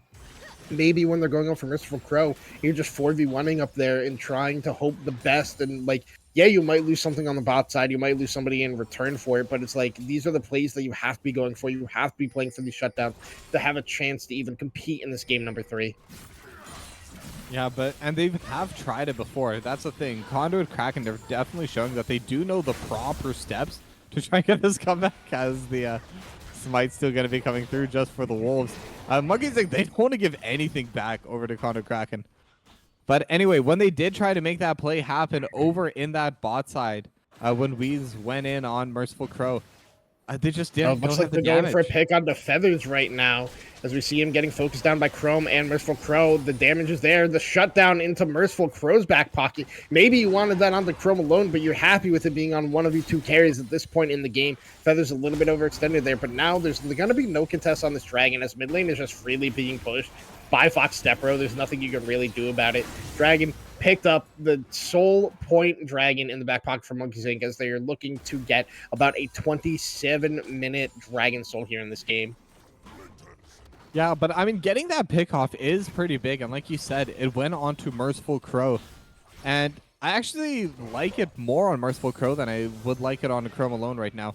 And that's just because Merciful Crow is going to be better at getting those pickoffs. A lot of burst damage is definitely needed if you want to have those quick plays and quickly back away. You don't want that consistent DPS. You want just as much upfront damage as possible. And I think this will give them those opportunities. And maybe even later on, open it up. Maybe catching Fox Stepro, getting that single burst, just removing the support immediately off the start of the fight. And they could open up a team fight where they could win 4v5. But at the current stage of the game, even winning a teamfight 4v5 would be difficult right now for Conduit. Yeah, it is still an uphill battle here for the side of Conduit into the pressure and the strength, the way that Monkeys has looked in this 3rd game. They came with a plan and they have been executing on it. And Fox Stepper, a player who maybe didn't look the best in the first 2 games. Yes, they did win game number 1, but I wasn't too thrilled on his Morgana. The Swain game was even less so, but really stepping up in this game number 3 on the Zyra, just had constant pressure from level 1. Picking up those 2 kills literally turned the game around for the side of Monkeys, and literally they have not relented on that one. Weez has been playing great on the Symbessa, and then Feathers and Charlie just literally didn't matter that Rib had a 30 CS lead in the top lane, just said, hey, we're going to just gank top 3 times in a row, and it doesn't matter anymore. Yeah, I mean, that's definitely how they got their lead, but what I want to talk about now is Monkeys Inc. How are you going to hold on to this lead, and how are you going to turn this lead into a win? Because they definitely do struggle a little bit when it comes to taking down structures. They don't really have any long-range AD carry. They don't have the Caitlyn. They don't have the Jinx that is just capable of sieging. And they're doing exactly what I wanted to see from them, which is start an early Baron. I was going to say, I would like to see them get a pick first, because if they're just flipping 50-50, might not be worth it. But they're flipping entirely. They already used the Zyra ultimate for this.